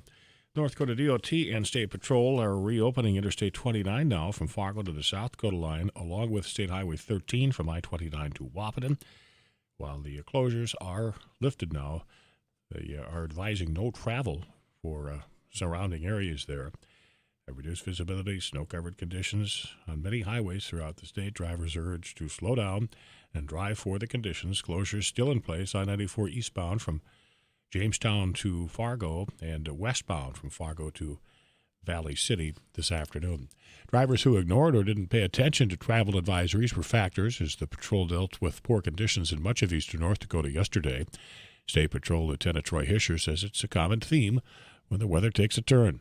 Not able to close every ramp on the interstate, so we still deal with motorists out there that don't, follow their phones. They don't look at the DOT road map to see that it's closed, and they go out there and get stranded. It's just it's a constant battle when we deal with a storm like this. More than a dozen trucks and passenger vehicles were part of a chain reaction crash between Mapleton and Castleton yesterday morning, with six people taken to Fargo hospitals. A 69-year-old woman had serious injuries, but they were not considered life-threatening. That crash forced the closing of the interstate near the scene for about 6 hours. 5 below, this is KFGO News.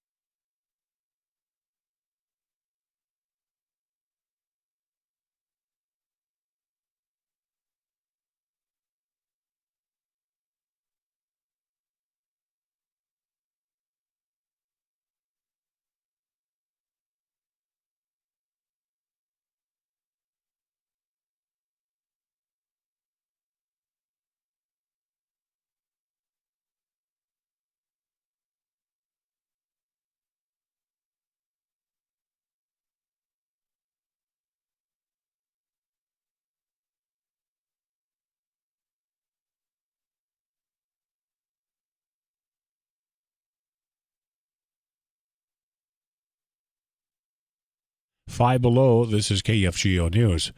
A change in executive leadership at All True Health System in Grand Forks. The board of directors has announced that All True president Dr. Stephen Weiser is leaving, effective immediately. The board chair says the decision was made in the best interest of the organization. All True will recruit a new president. Weiser was recently named chair of the North Dakota Hospital Association. That is a position he will no longer hold based on the group's bylaws. Proposed rules for conflicts of interest suggested by North Dakota's Ethics Commission have raised concerns by a top state utility regulator. Julie Fedorchak, the Public Service Commission's chair, says she wants to know who decides what a significant financial interest would be. Fedorchak says that could be viewed in different ways. The draft rules cover disclosure of conflicts of interest and campaign donations for state officials and also members of boards, such as the PSC. The U.S. Supreme Court has refused to consider an appeal of a lawsuit over the Dakota Access Pipeline, and the ongoing environmental review of the pipeline will continue. Dakota Access appealed a lower court ruling which upheld the need for a more thorough environmental study by the Corps of Engineers. The Corps issued an easement for the pipeline's Missouri River crossing in 2017, but a federal judge concluded in 2020 that the prior environmental analysis of the line was not adequate and revoked the permit. The outcome of the new environmental review, which the agency began in September 2020, will determine whether the Corps reissues the permit. A 29-year-old man has now been charged in the death of a 15-year-old high school student in North Minneapolis. KFGO News correspondent Scott Peterson. Cody Forencom is accused of murder in the February 9th shooting of Deshaun Hill. According to the criminal complaint, surveillance video shows Forencom walking along Golden Valley Road, passing Hill close enough to possibly brush shoulders. Forencom is shown stopping, and shortly thereafter, 3 shots can be heard on the surveillance recording. Investigators say when Forencom was arrested, he said that he was in the area looking for the person who stole his phone. The charges also say that Forencom made jail calls seeking to set up an alibi for himself. Hill was the quarterback for North Community High School and an honor roll student. Again, I-29 reopening in North Dakota now from Fargo to South Dakota, as well as State 13 from the interstate to Wahpeton. The DOT and State Patrol are still advising no travel, certainly no unnecessary travel because of snow-covered roads and reduced visibility at times. Winter storm warning will expire at 6 this evening, Fargo-Moorhead. Then we will be under a wind chill warning until noon tomorrow. Little or no snow accumulation is expected yet today. Still some blowing and drifting. Tonight, mostly cloudy, areas of blowing and drifting snow early, 20 to 25 below. Tomorrow, sunny, high of 5 to 10 below zero. Cloudy, 5 below. Paul Juergens, News Radio, KFGO. Rusty Halverson back at the KFGO studio. Last hour we were talking about decision-making time when it comes to markets reacting to this invasion, in which you've got exports being as high as what they are. Yep. What's the latest here? Yep. Wheat futures again jumping higher today. Russia-Ukraine tensions, and we talked with Tommy Grisafi. He's a risk management advisor with Advanced Trading in Mayville. Now, the Russia-Ukraine situation comes after last year's drought in the northern plains and Canadian prairies amid pretty good demand, too, for wheat, Tyler. And so this is just the latest spark to light the fire under a rally in the wheat futures.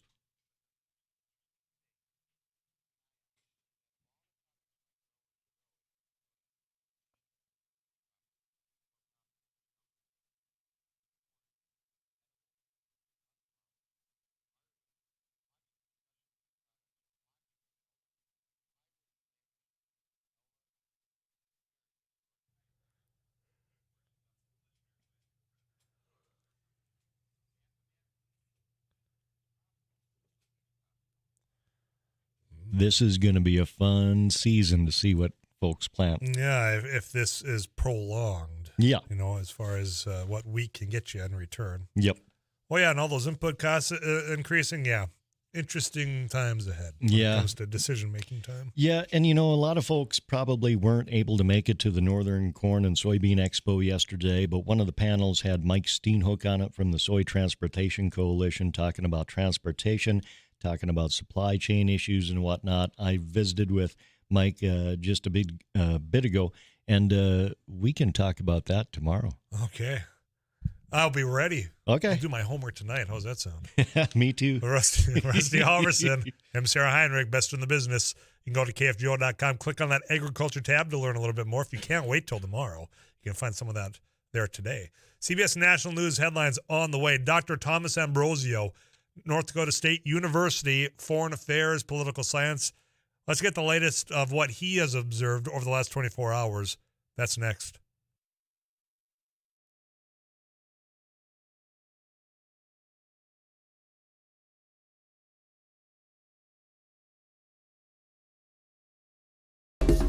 Thanks for watching News and Views on YouTube. Don't forget to subscribe and like our page. And send us a text anytime at 35270.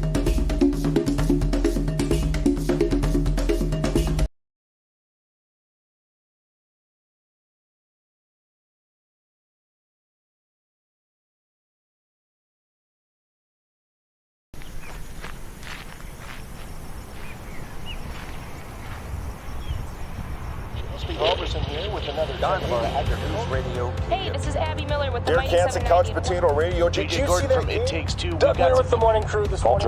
News Radio. Katie Eiler with It Takes Two. This is Jack Michaels, Voices Forces. Too tall, Joel Heitkamp here on the Mighty Sarah Heinrich. I'm Tyler Axis, your host. The Mighty 790 and 104.7 FM KFGO. The names you know, the voices you trust. So today on MSUM campus, we're doing an ice jam, which is we're combining a bunch of percussion instruments with ice instruments, which are also going to be used in a percussive form. We're going to hit them with mallets, hammers, all those types of things.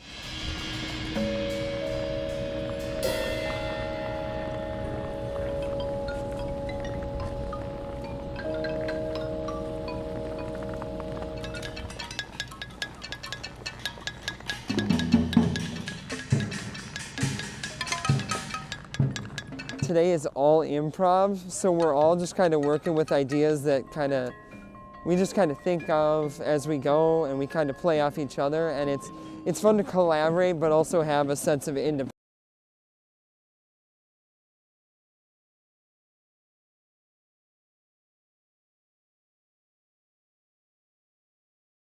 Well, we're doing a food giveaway event to the community.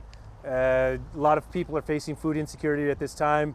As we can tell, we had to start about an hour early because we just had so many people lined up. So as people come up and they need whatever they need, volunteers are taking care of it. It's all contactless, so nobody has to get out. Right. And just making sure whatever the greatest need. We're just giving the greatest good. When we're going until the food is out. As people are coming in, if they need 2 boxes and 2 gallons of milk, that's what we're giving.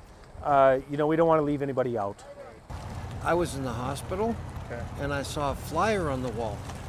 And all the nurses were talking about taking people down there to get food and stuff. I got out last night. Got out of the hospital last night, and I said, man, I'm going to do this. When I came from Williston here, I lived on these streets for 3 years, caring. And that's what this is. You know, that's the way I see it. Very helpful. I think it's going to be very helpful because I know people that are doing without. I think it's truly remarkable how much need there is out there. Like I said, we were going to start at noon, but we had so many people lined up. We started at 11, and volunteers have been working their tail off since then.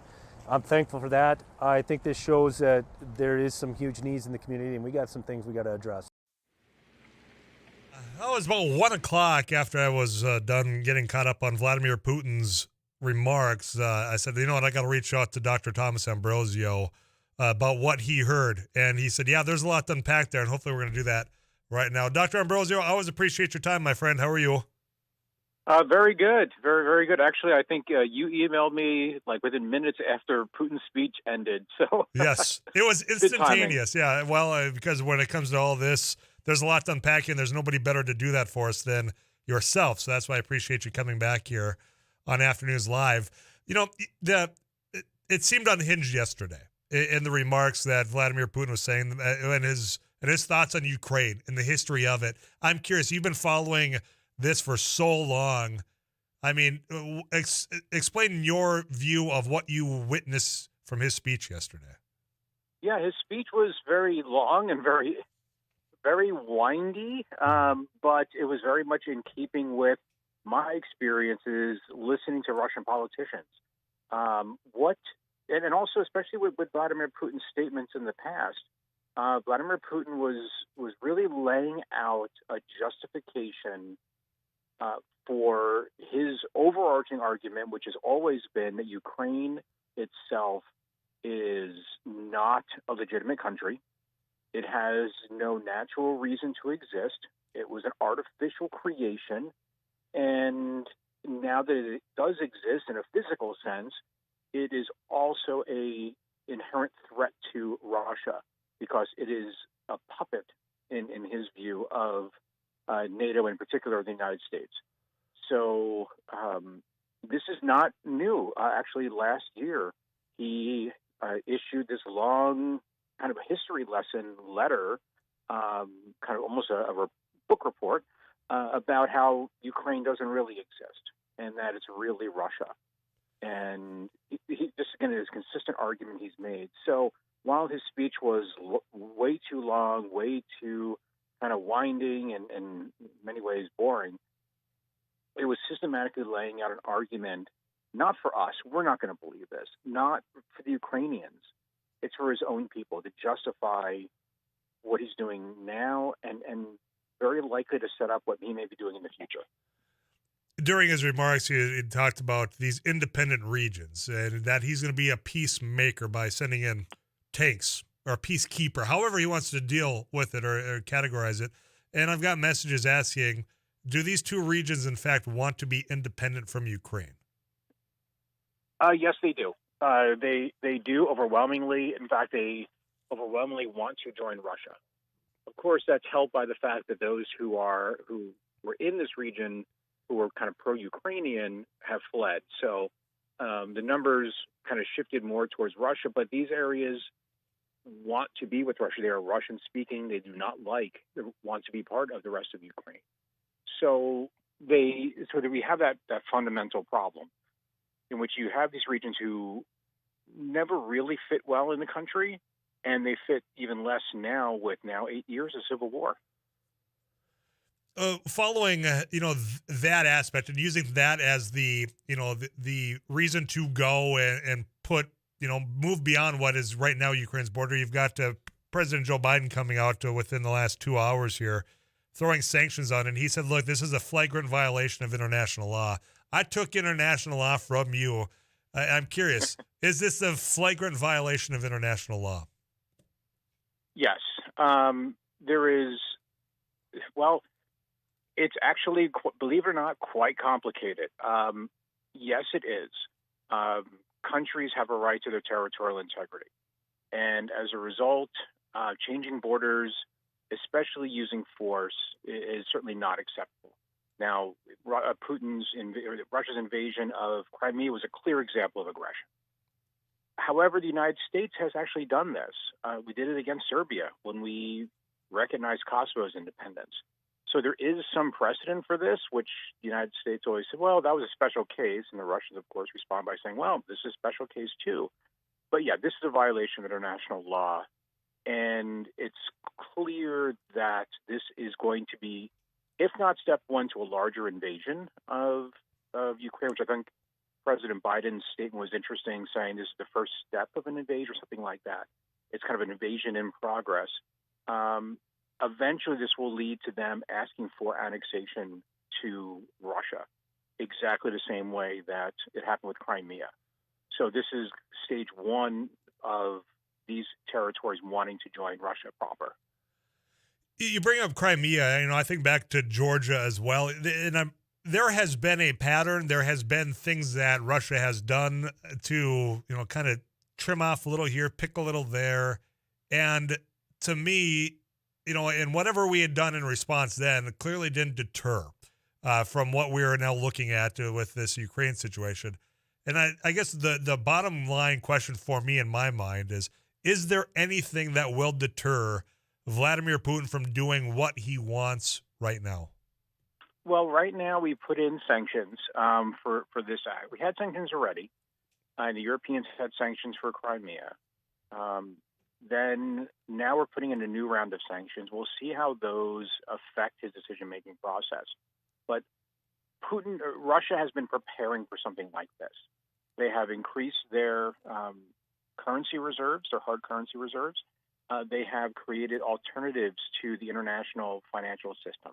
And now they can rely far more on China in order to get around having to use the Western system.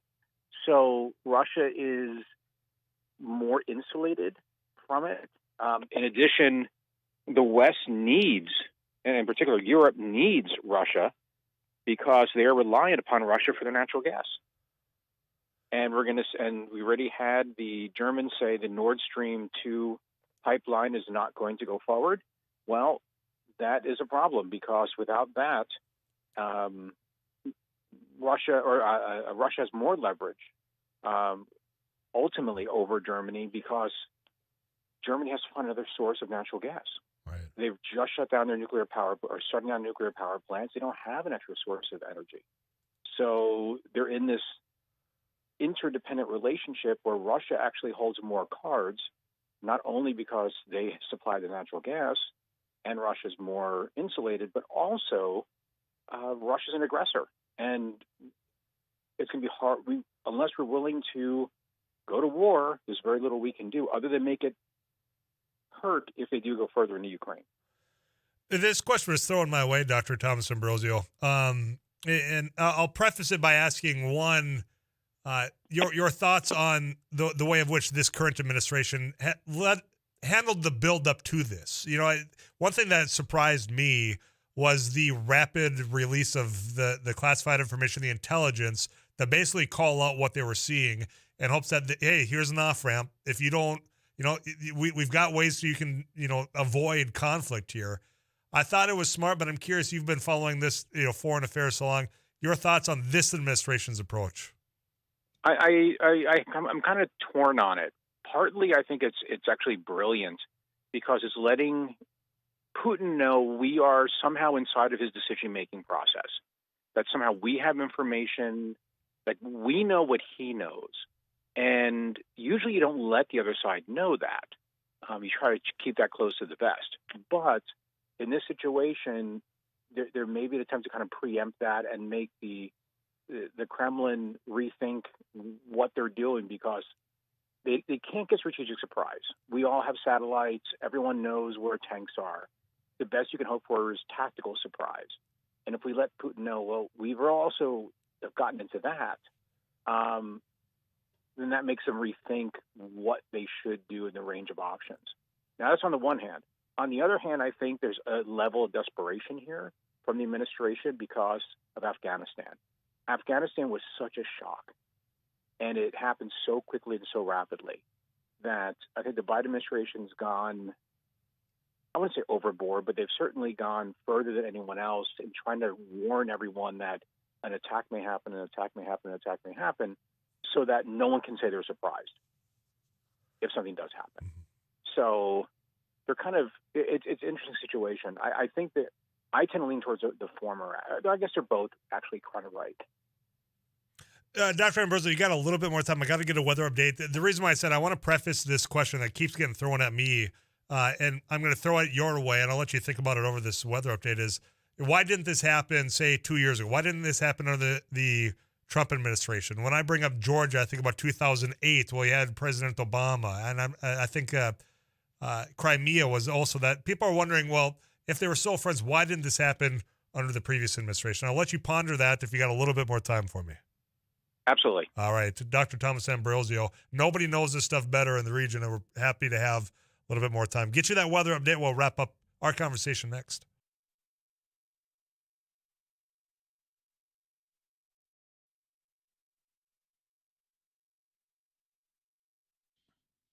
Forecast from the KFGO Weather Center. Winter storm warning expiring at 6 this evening and then changing into a wind chill warning from 6 tonight until noon tomorrow. For the rest of this afternoon, light snow with blowing and drifting. Little to no new accumulation, but highs only 0 to 5 below. For tonight, mostly cloudy, areas of blowing and drifting snow early. Lows of 20 to 25 below. Tomorrow, sunny, high of 5 to 10 below, with a low tomorrow night of 25 to 20 below zero. It's currently 5 below zero at the KFGO studios. More Afternoons Live with Tyler Axis coming up right after this.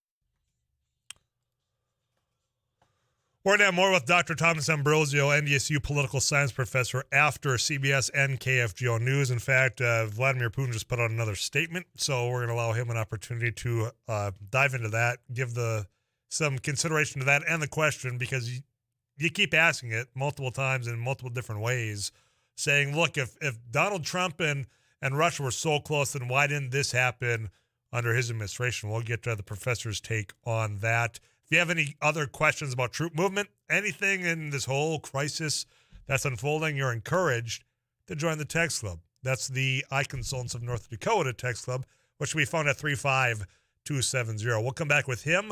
More on this situation also. NDSU, speaking of, they've got a distinguished speaker series. We've been bringing you those highlights, and the invitation to take those in is provided by the NDSU Challey Institute. They've got another one coming up tomorrow. Dr. Scott Boley are going to be joining us to invite you on this latest speaker about Black History Month, as it is winding down here in February. I'm Tyler Axis, your host. This is Afternoons Live, and you are listening to 790 AM or 104.7 FM KFGO.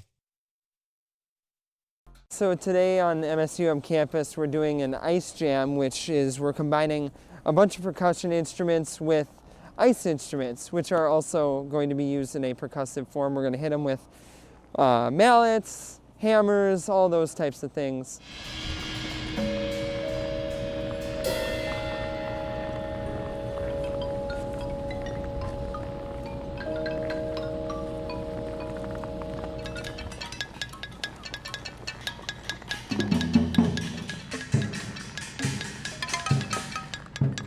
Today is all improv, so we're all just kind of working with ideas that we just kind of think of as we go, and we kind of play off each other, and it's fun to collaborate but also have a sense of independence.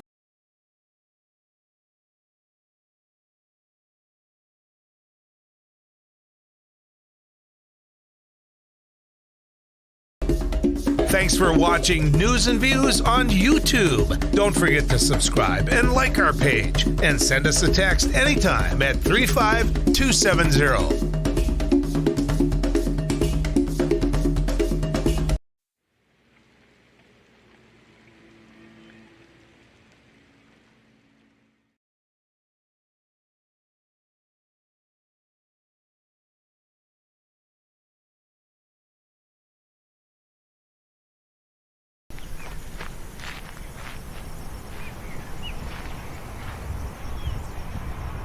Robertson here with another News Radio. Hey, this is Abby Miller with the Dear Mighty Kansas Couch 790. Potato Radio. Did you see that from It Takes Two. Deter with the morning crew this morning. News Radio. Eiler with It Takes Two. This is Jack Michaels, Voices Forces. Too tall. Joel Heitkamp here on the Mighty Sarah I'm Heinrich. Tyler Axis, your host. The Mighty 790 and 104.7 FM KFGO. The names you know, the voices you trust.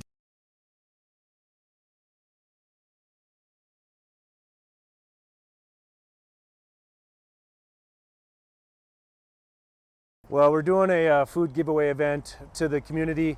A lot of people are facing food insecurity at this time.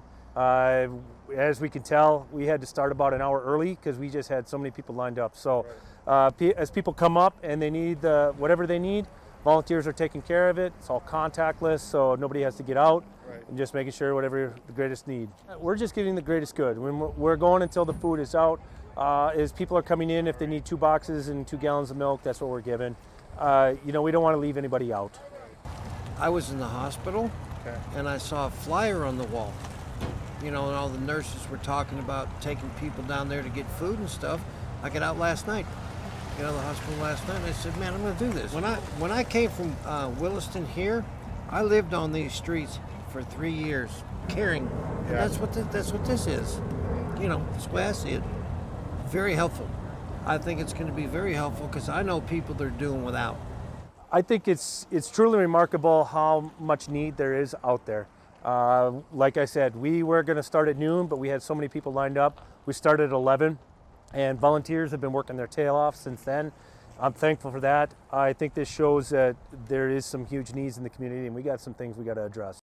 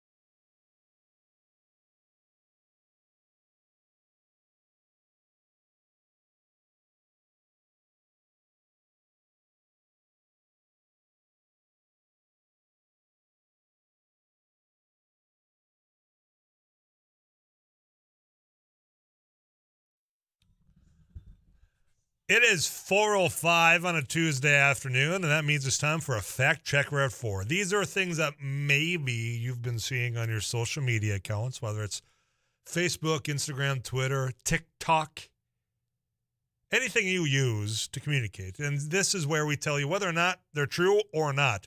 Here's the latest. You know that the Queen, and you know me, I don't really care about Queen Elizabeth. We had a whole situation to not care about that anymore. But this week she did test positive for COVID-19. Here's the claim that's circulating around on, you guessed it, Facebook. Queen Elizabeth II has taken ivermectin to treat COVID-19. Not true. She's not taken the dewormer. He's not taken any iteration of ivermectin to treat her positive diagnosis of COVID-19. Do not share. Do not like. It ain't true. That's your fact checker at 4. When we come back, we're going to continue our conversation with Dr. Thomas Ambrosio talking about Ukraine, Russia, the invasion is on. We'll get the latest from him next.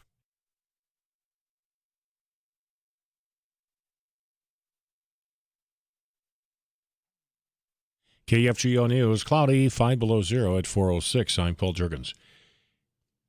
North Dakota DOT and the State Patrol have reopened I-29 from Fargo to South Dakota now, as well as State 13 from Interstate 29 to Wahpeton. Still, the no travel advisory is in place because of reduced visibility and snow-covered conditions on many highways. And the closure does remain in place this hour for I-94 eastbound from Jamestown to Fargo and westbound from Fargo to Valley City as crews continue to work to open that stretch of freeway. State Patrol Lieutenant Troy Hischer says the patrol and DOT were in constant communication yesterday, but decided not to close portions of the interstates until late afternoon. On 94 between Mapleton and Castleton was the scene of a major chain reaction pileup, with more than a dozen semis and passenger vehicles colliding. Hischer says that was only significant incident in the patrol's district in eastern North Dakota. The blockage on 94 occurred at 10 a.m. We evaluated as we're going throughout the day, and we were not having many incidences on I-29 at all. We had a plow struck at mile marker 14, so south of Wahpeton. A plow was sideswiped. We had one struck up by Buxton, another plow. So we evaluate those situations. We weren't that busy with incidences. By late in the day, the decision was made to shut down I-94 between Fargo and Jamestown and 29 from Fargo to the South Dakota line. 6 people were taken to Fargo hospitals following the chain reaction crash, with a woman suffering serious injuries. A man has been charged in the deadly shooting of a Minneapolis high school student whose death has led to renewed calls for curbing violence in the city. 29-year-old Cody Forencam of Minneapolis is facing 1 count of intentional second-degree murder for the killing of 15-year-old Deshaun Hill Jr. Hill was an honor student and starting quarterback at North Community High School. He died February 10th, the day after he was found with a gunshot wound. Police say Hill was standing by or walking to a bus stop across the street from a neighborhood store when he was shot. A federal prosecutor says 3 Minneapolis police officers charged with violating George Floyd's civil rights sat by and chose to do nothing as Floyd pleaded for air and then went silent. She singled out each former officer today as closing arguments in their trial began in St. Paul federal court. The 3 are charged with depriving Floyd of his right to medical care as Derek Chauvin pressed his knee into Floyd's neck. A Minnesota Senate committee is considering a bill to increase penalties on those who use stolen vehicles to commit violent crimes. Jeff Potts, with the Minnesota Chiefs of Police Association, supports the law change. He told senators that carjackings have been violent and very traumatic for victims, and there's almost always an actual weapon involved or fear of an assault.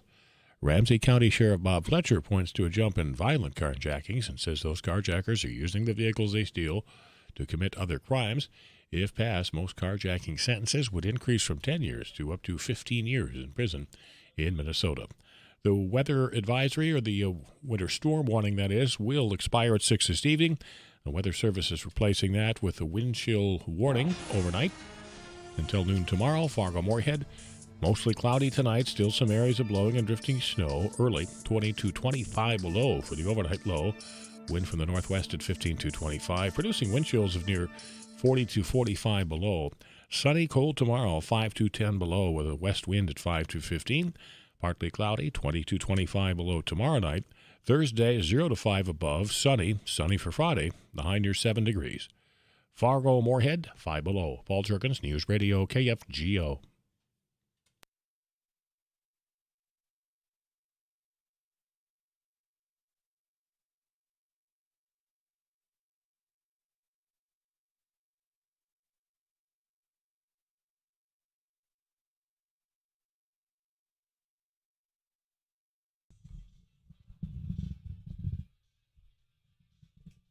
We're going to continue our conversation with Dr. Thomas Ambrosio, whom I appreciate the flexibility, Doctor, about this conversation, because there's things that what we thought we knew at the top of the show, well, things have changed since then. And I do want to put a correction out there. I'd mentioned that that it was under Obama, the whole Georgia situation.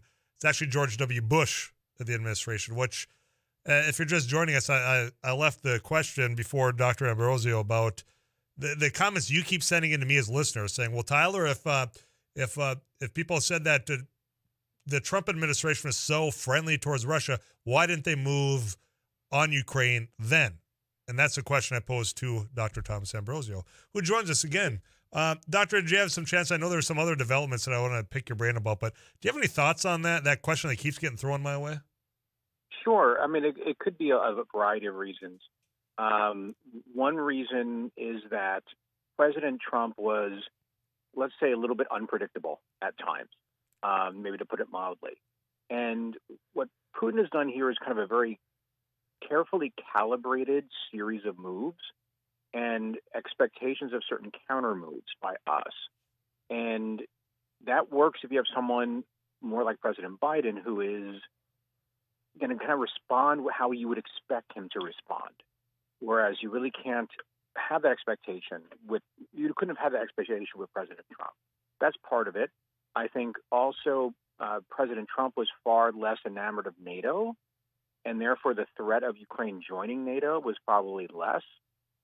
President Biden is far more in favor of NATO, and therefore has kind of snapped back to our American policy of all countries who can join NATO. Basically, the door is open. Something that the Russians certainly do not want and fear. And then finally, it could also be a situation in which President Putin's numbers have gone, his popularity has gone down. The COVID situation has hurt Russia actually as much as it has hurt us, if not more so. And he needs a distraction, and this is a very useful distraction. He's getting up in age, and if you're going to go, you might as well go now. Well, and let's speak here, because I'd asked earlier what would deter him. You mentioned that, well, the predictability of what a response might be. I'm curious in the sanctions that were laid out by allies, by the United States today. Did any one of those, in your opinion, take him by surprise, or was this all something that he probably saw coming? No, this is all things he saw coming. And in fact, these are relatively minor sanctions. The Nord Stream 2 situation is actually maybe the most significant, but in some ways not, because ultimately Europe needs to get its gas somehow, and one pipeline avoids Ukraine, one pipeline goes through Ukraine. So it may not have that much of an effect. It just means that Russians actually have a little bit more profit because they don't have to pay for transit fees. These were relatively light. These were, as President Biden said, as well as other Western leaders, this is the first. This is basically the, don't go any further, or it's going to be harsher. Mm-hmm. But we'll see what happens. It appears that there are sanctions being placed on all members of the Russian Duma, and then some oligarchs, some banks. Russia is not going to be able to refinance its debt within Western banks. We'll see how far that goes in terms of whether or not that even matters. They may be able to do it through Chinese banks. So we'll see. This is not going to deter Russia. Right. What will deter Russia will be a decision that's made probably, not just in the Kremlin, but also whether or not the cost in terms of actual blood and treasure, in terms of an actual military invasion, is worth what they think they can get out of this. You mentioned something earlier on. I'm going to ask this in a really stupid, dumb, just basic way. We talked about what Russia's doing is a violation of international law. But on the other hand, I'd asked These two regions, did they want to become independent? You said yes. How could they legally do this in the eyes of international law? I mean, who do they go, hey, look, I got all these petition signatures. Who do they hand that slip into to say, look, all right, you know what, that, yeah, sure, you're independent now. Is there a body that does that, or is there any way that they could have legally done this? No, there is none. In fact, countries, whether or not they become independent, sometimes they deserve it. Sometimes they don't. It's more like a club. It's basically either the rest of the world lets you in or they don't. And the sign of recognition is be admitted to the United Nations. But you have a situation like Kosovo in which you have most of Europe and a lot of other countries recognizing Kosovo's independence, but Russia and China will veto it, and therefore they can never get in the United Nations. So it is really more a matter of whether or not everyone else recognizes you. So in this situation, I believe Syria is recognized, and that'll be about it.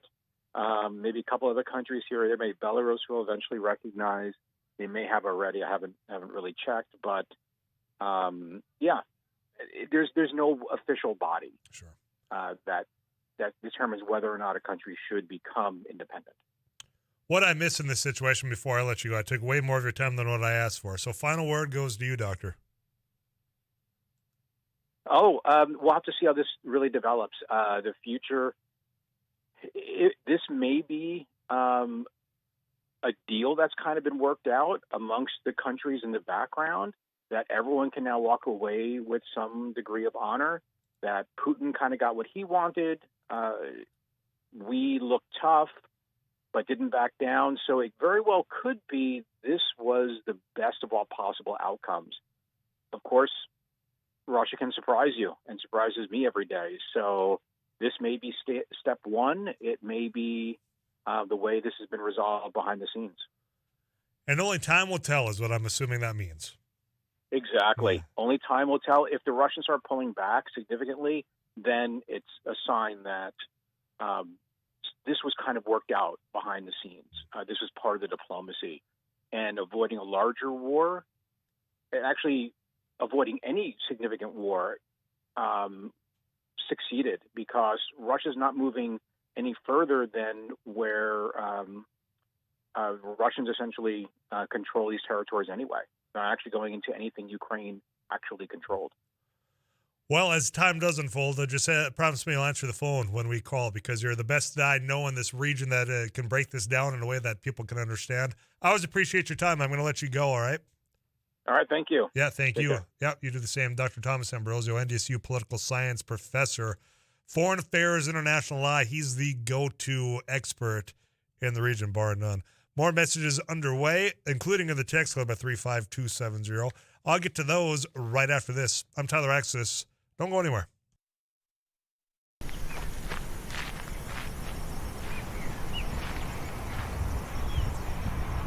Robertson here with another Don of our Agri News Radio. Hey, this is Abby Miller with the Derek Mighty Hansen, Couch 790. Potato Radio. Did you see that from It Takes Two. Doug here with the morning crew this morning. Jerkins News Radio. Amy Eiler with It Takes Two. This is Jack Michaels, Voices Forces. Too tall, Joel Heitkamp here on the Mighty Sarah Heinrich. Tyler Axis, your host. The Mighty 790 and 104.7 FM KFGO. The names you know, the voices you trust.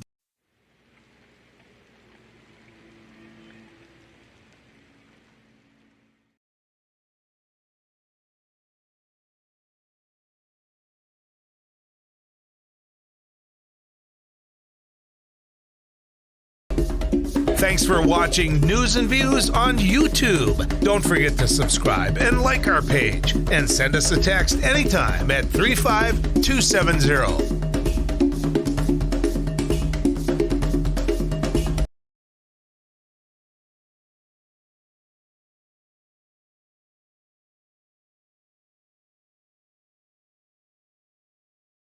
So today on MSUM campus, we're doing an ice jam, which is we're combining a bunch of percussion instruments with ice instruments, which are also going to be used in a percussive form. We're going to hit them with mallets, hammers, all those types of things.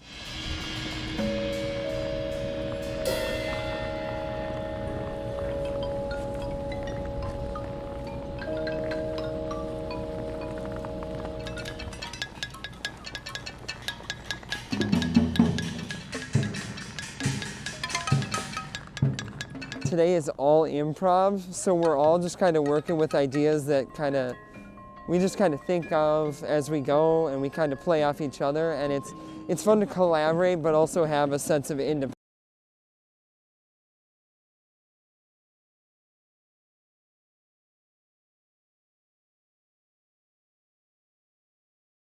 Well, we're doing a food giveaway event to the community. A lot of people are facing food insecurity at this time. As we can tell, we had to start about an hour early because we just had so many people lined up. So as people come up and they need whatever they need, volunteers are taking care of it. It's all contactless, so nobody has to get out. Right. And just making sure whatever the greatest need. We're just getting the greatest good. When we're going until the food is out. As people are coming in, if they need 2 boxes and 2 gallons of milk, that's what we're giving. We don't want to leave anybody out. I was in the hospital, and I saw a flyer on the wall. And all the nurses were talking about taking people down there to get food and stuff. I got out last night. Got out of the hospital last night, and I said, man, I'm going to do this. When I came from Williston here, I lived on these streets for 3 years, caring. And that's what this is. That's the way I see it. Very helpful. I think it's going to be very helpful because I know people that are doing without. I think it's truly remarkable how much need there is out there. Like I said, we were going to start at noon, but we had so many people lined up. We started at 11, and volunteers have been working their tail off since then. I'm thankful for that. I think this show. 237-5948. You can also text me at 35270. I don't think I had a chance to talk about this the other day. And here's the thing that irks me is we're never going to know. And we won't. Because you never know who's decided to not come to your area based on a variety of things. And in particular, I think about venues, I think about concerts, I think about those live events in which over the course of the last year and a half in which things are starting to kind of get back to happening. There were changes made in certain areas of the country, in North Dakota in particular, of which the legislature said you cannot have a mandate on anything in regards to vaccine status, in regards to, pick any one of the mitigation things. But if you've got an act that wants that as part of their procedures to get in to see their performance, we're not going to know, but I'm curious if there has been any one of those acts that's, we can go to Sioux Falls, down in South Dakota. We'll go to the Denny Sanford down there. We'll put on an act there. Because they don't have, the state didn't bar us from doing what we're comfortable with because it's our act.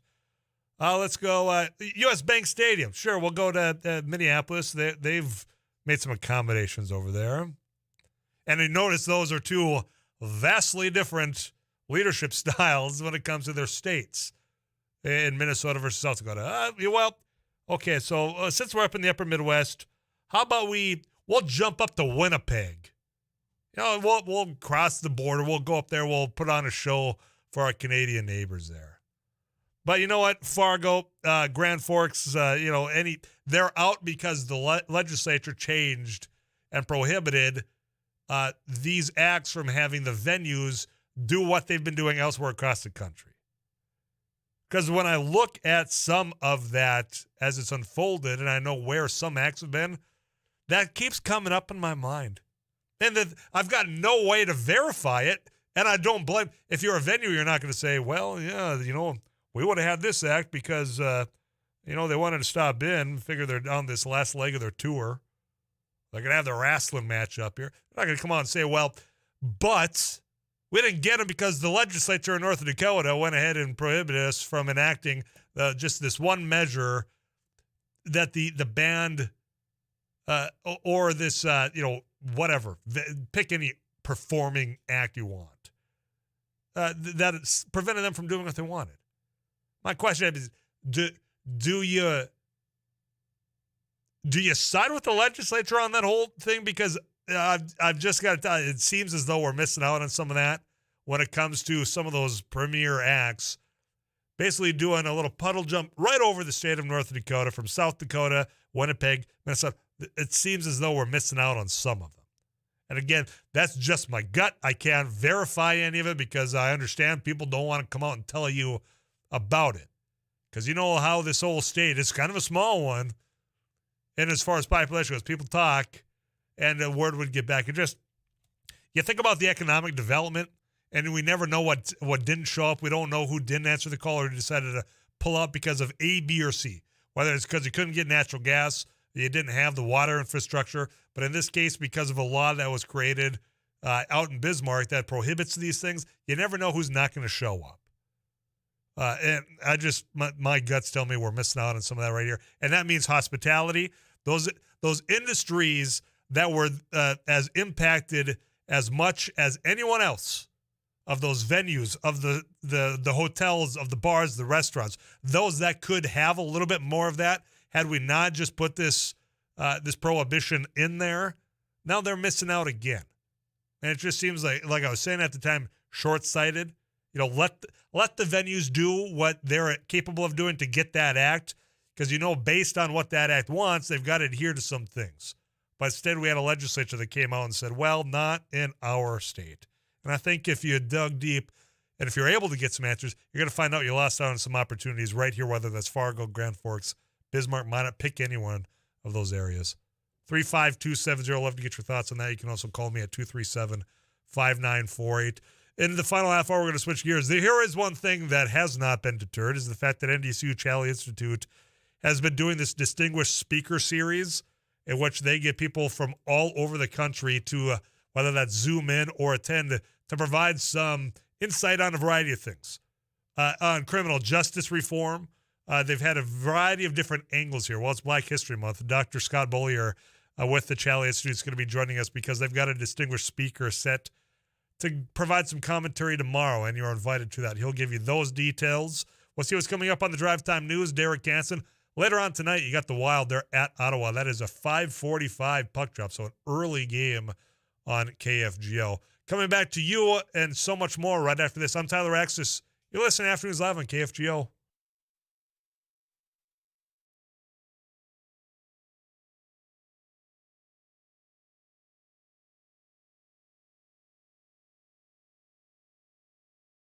So today on MSUM campus, we're doing an ice jam, which is we're combining a bunch of percussion instruments with ice instruments, which are also going to be used in a percussive form. We're going to hit them with mallets, hammers, all those types of things.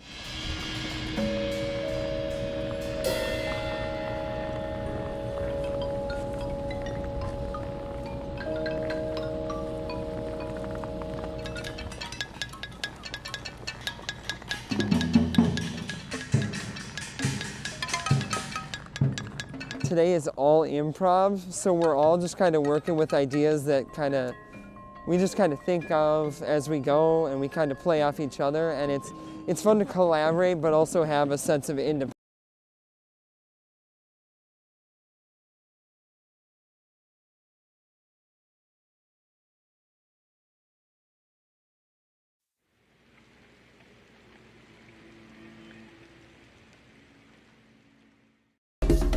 Thanks for watching News and Views on YouTube. Don't forget to subscribe and like our page, and send us a text anytime at 35270.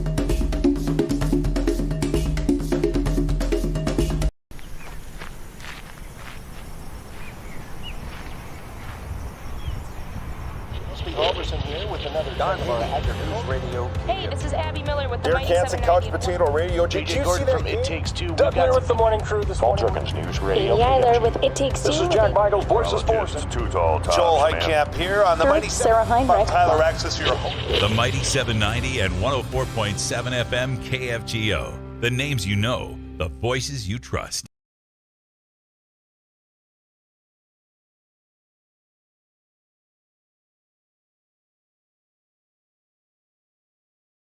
Well, we're doing a food giveaway event to the community. A lot of people are facing food insecurity at this time.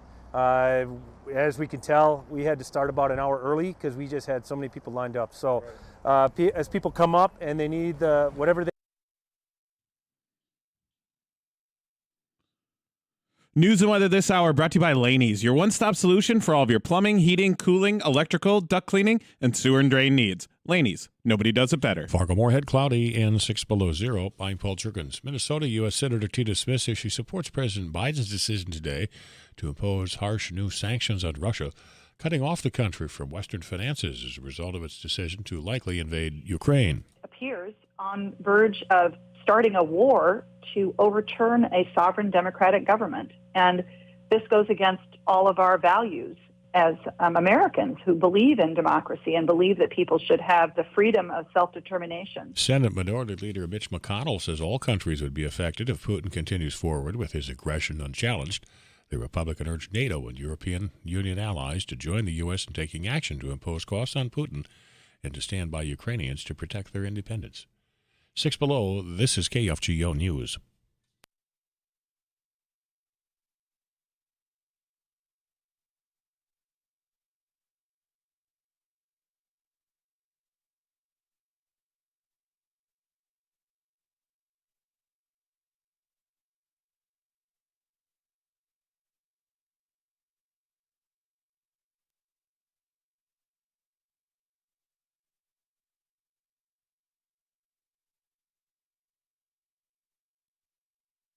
Six below, this is KFGO News.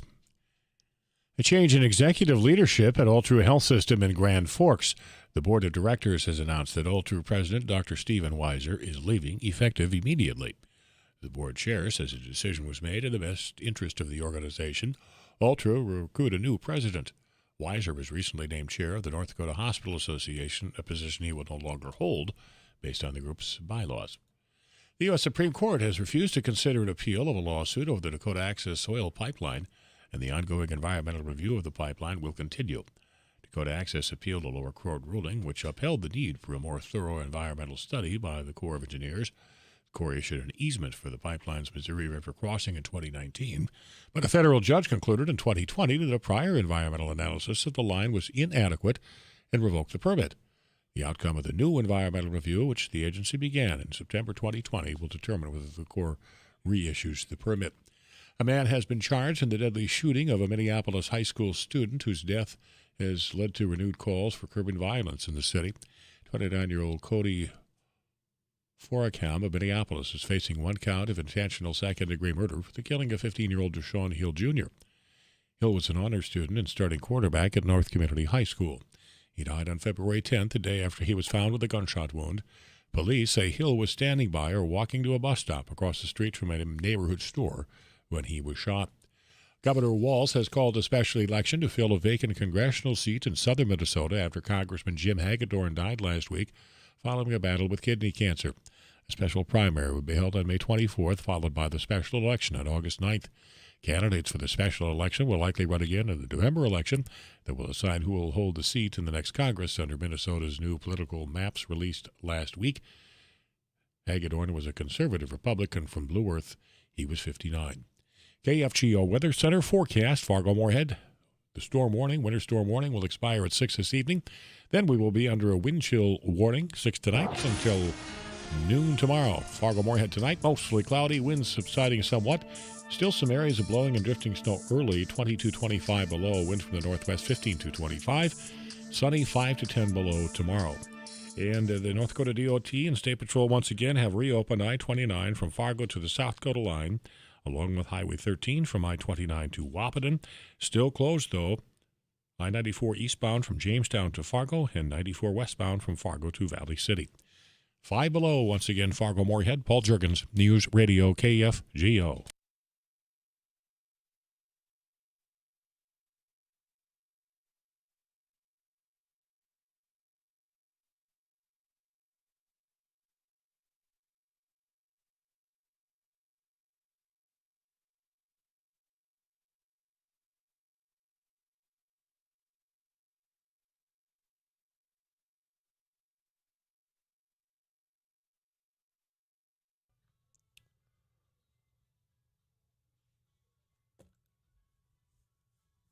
In just a little bit, we're going to be joined by Dr. Scott Bollier. He is with NDSU Challey Institute. Upcoming speakers of the Distinguished Speakers Series. He's going to tell you all about that and how you can take part of that, whether that's Zoom or in person.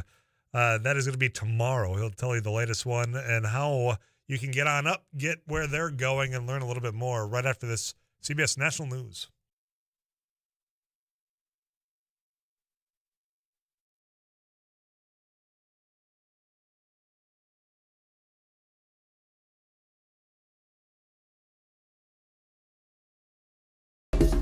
Thanks for watching News and Views on YouTube. Don't forget to subscribe and like our page. And send us a text anytime at 35270. So today on MSUM campus, we're doing an ice jam, which is we're combining a bunch of percussion instruments with ice instruments, which are also going to be used in a percussive form. We're going to hit them with mallets, hammers, all those types of things.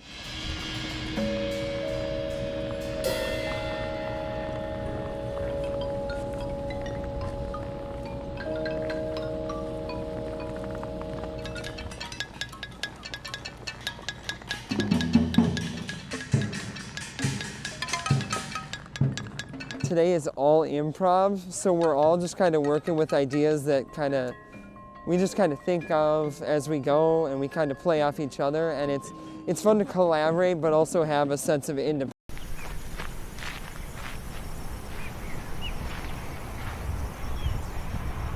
Robertson here with another News Radio. Hey, this is Abby Miller with the Dear Mighty Kansas 790. Couch Potato Radio. Did you see that from It Takes Two. Doug here with the morning crew this morning. News Radio. Amy Eiler with It Takes Two. This is Jack Michaels, Voices Forces. Two tall tops, Joel man. Heitkamp here on the Mighty Sarah 7. Heinrich. Tyler Axis, your host. The Mighty 790 and 104.7 FM KFGO. The names you know, the voices you trust. Well, we're doing a food giveaway event to the community.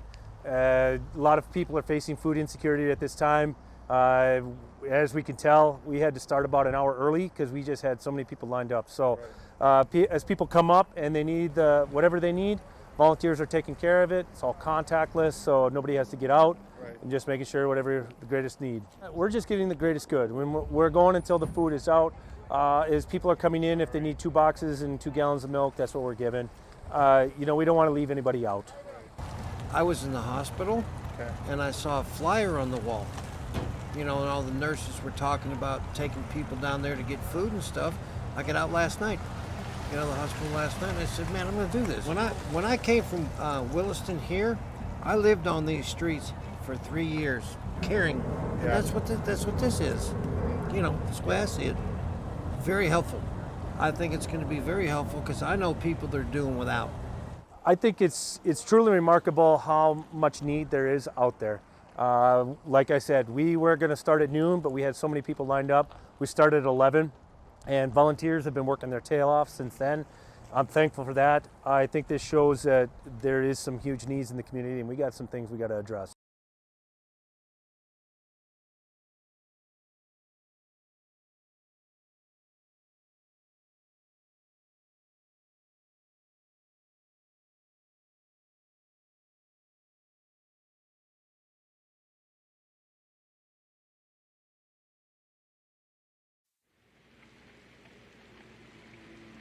A little bit of time over the last few months to let you know about this series that's going on at the Challey Institute, Distinguished Speakers Series, and you know what? They've got another one coming up tomorrow. Here to invite you and tell you all about that is Dr. Scott Bollier with the Challey Institute at NDSU.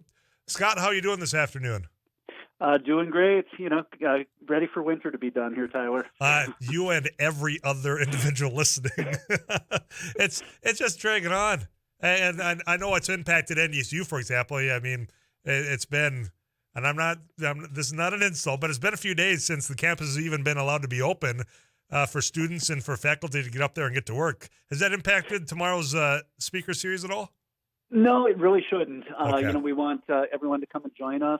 First 100 participants should be able to get a free copy of our guest's most recent book. I think we have a couple of books available. as long as you can get to Berry Hall in downtown Fargo, shouldn't be too big of a problem. Plenty of parking right near the site, and looking forward to a good event. Our guest is going to be virtual, but we do have food and an audience situation set up for them to have guests together. So tell me about your upcoming speaker. You know, we've had an opportunity to help spread the word on these, and it's been, I mean, these are people known throughout the nation. I mean, these are top talent speakers, distinguished speakers, as was laid out. Who's going to be speaking tomorrow? Yeah, so it's Black History Month, and we're bringing in Jason Riley. He's a major public intellectual, a Black intellectual who has written for about 20 years for the Wall Street Journal. He's at the Manhattan Institute right now as well. And last week we promoted this event a little bit by showing a documentary that Jason produced on an economist, one of my favorite economists from the last 50 years or so, a guy named Thomas Sowell.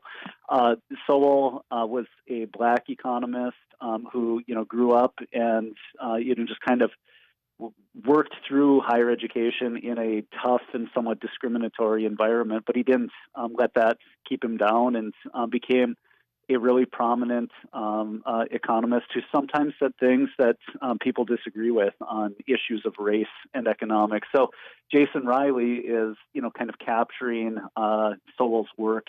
Sowell is still alive. He's in his 90s. And we'll be talking about that, but Riley also has 7 or 8 other books that we'll be digging into and covering in a really timely and important event. One, I'm thinking about if you got somebody that's with the Wall Street Journal, a columnist, I imagine the variety of topics that can be discussed. I mean, everything from inflation, the economy, race, obviously, you were highlighting the fact that it's Black History Month. There's a lot that's probably going to be consumed during this, hour and a half conversation. Yeah, at 3 o'clock tomorrow afternoon. People can find it online, and if they can't get to Berry Hall, we totally understand, but it's available via Zoom as well. So they just have to pre-register, and it's available if you just look up Challey Institute, Jason Riley, or NDSU and Jason Riley. We're going to cover a lot of ground. He's someone who has studied the war on poverty and its effects on Blacks. He also has written on immigration, and he's a pro-immigration guy. I think if you were to summarize his work, it's a complicated argument, but he's in favor of more people coming to America in principle, and just a lot of other really interesting and juicy topics. So you can get there in person, you're invited, or you can watch on Zoom. But let's say, since it's from 3 to 4:30, somebody's doing a talk show from 2 to 5, they don't have an opportunity. Is this then recorded? Like, can I go back and watch these things? Yes, they are. Yep, so they're available, and you just have to hit me with an email, and I'll most certainly get some of our old, previous ones over. And of course, we planned this 6 months in advance. We've got big news tomorrow afternoon with a new NDSU president being announced too. So we're competing for attention tomorrow, coming out of NDSU, but we hope people can tune in. Can you let us in on anything you might have heard about the other announcement? I have no idea. No idea. You're going to learn just like the rest of us, huh? Exactly. Yeah, so we'll see. We just hope we get someone really good for the institution. Well, and this institution just doing it. I mean, here's what I've been surprised with Dr. Bollier, our guest here with Challey Institute, part of NDSU, is I've reached out and we've had other people on as far as professors talking about the economy, and to know just that they're all intertwined with this institute and what it's brought to the region here. It's pretty impressive. I've just got to say, when I've been able to go and learn after the fact, after the conversation, that this is all intertwined into the benefits that our region has, it's kudos to you and the team over there. Yeah, thanks a lot. Yeah, we're really proud of the people we're bringing in, and just bringing a real tremendous diversity of guests too. And people aren't going to agree with everything out of every person's mouth, but that's what universities are about: is dialogue, exchange, and challenging your own points of view. So tomorrow will just be another brick in the wall, I guess. Little Pink Floyd reference. Very good. I appreciate that. Anything else before I let you go? No, just hope you're doing well and staying warm. Yeah, I'm trying my best. I can assure you that. All right, are you ready to get back to the campus for the first time? And just because this weather has prevented, like I said, I've got a number of people that I know that are up there, and they're all chomping at the bit to, I just want to get back to the office. Yeah, I hear it. It's been 5 cooped up days at home, Yeah, So. I understand. I appreciate you taking a little time for us, Scott. You take care, and we'll chat again next month, all right? Thanks, Tyler. You take care. Yeah, you do the Bye-bye. same. Scott Bollier, he is with the Challey Institute. And you think about universities, what they do research-wise. This institute, as I've told you before, is really out there to provide you an opportunity. It's free. You can go. You can watch on Zoom. You can go up there, have some food, take this in, and just have an opportunity to learn a little bit more, whether you agree. Certainly if you disagree as well, it's just an opportunity for you right here in Fargo. Going to get you that final weather update. We'll see what's coming up on the Drive Time News. Derek Hansen got a truncated version because, again, we got the Wild Hockey. They're at Ottawa, 5:45. That is going to be dropping the puck right here on your home for Wild Hockey, KFGO.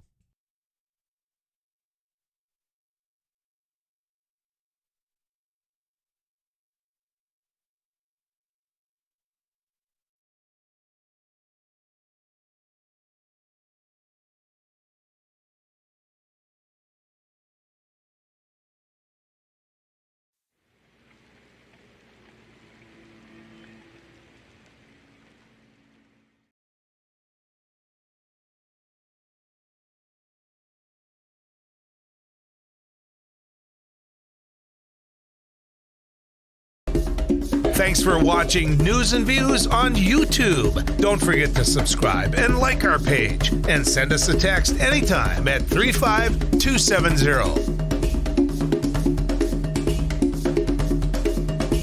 So today on MSUM campus, we're doing an ice jam, which is we're combining a bunch of percussion instruments with ice instruments, which are also going to be used in a percussive form. We're going to hit them with mallets, hammers, all those types of things.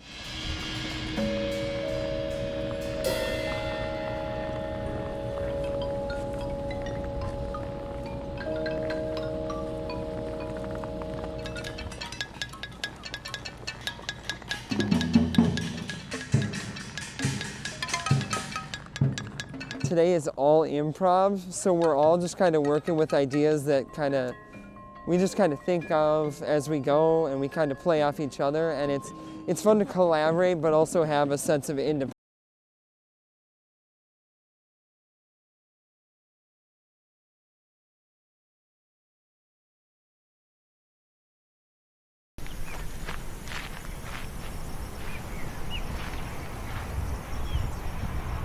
Robertson here with another News Radio. Hey, this is Abby Miller with the Derek Hansen, Couch 97.9. Potato Radio. Did you see that from It Takes Two. Doug here with the morning crew this morning. News Radio. Amy Eiler with It Takes Two. This is Jack Michaels, Voice of Sports. Too tall, Joel Heitkamp here on the Mighty Sarah 7. Heinrich. Tyler Axis, your host. The Mighty 790 and 104.7 FM KFGO. The names you know, the voices you trust. Well, we're doing a food giveaway event to the community. A lot of people are facing food insecurity at this time. As we can tell, we had to start about an hour early because we just had so many people lined up. So as people come up and they need whatever they need, volunteers are taking care of it. It's all contactless, so nobody has to get out. Right. And just making sure whatever the greatest need. We're just giving the greatest good. When we're going until the food is out. As people are coming in, if they need 2 boxes and 2 gallons of milk, that's what we're giving. We don't want to leave anybody out. I was in the hospital, and I saw a flyer on the wall. And all the nurses were talking about taking people down there to get food and stuff. I got out last night, the hospital last night, and I said, man, I'm going to do this. When I came from Williston here, I lived on these streets for 3 years, caring. And that's what this is. That's the way I see it. Very helpful. I think it's going to be very helpful because I know people that are doing without. I think it's truly remarkable how much need there is out there. Like I said, we were going to start at noon, but we had so many people lined up. We started at 11, and volunteers have been working their tail off since then. I'm thankful for that. I think this shows that there is some huge needs in the community, and we got some things we got to address.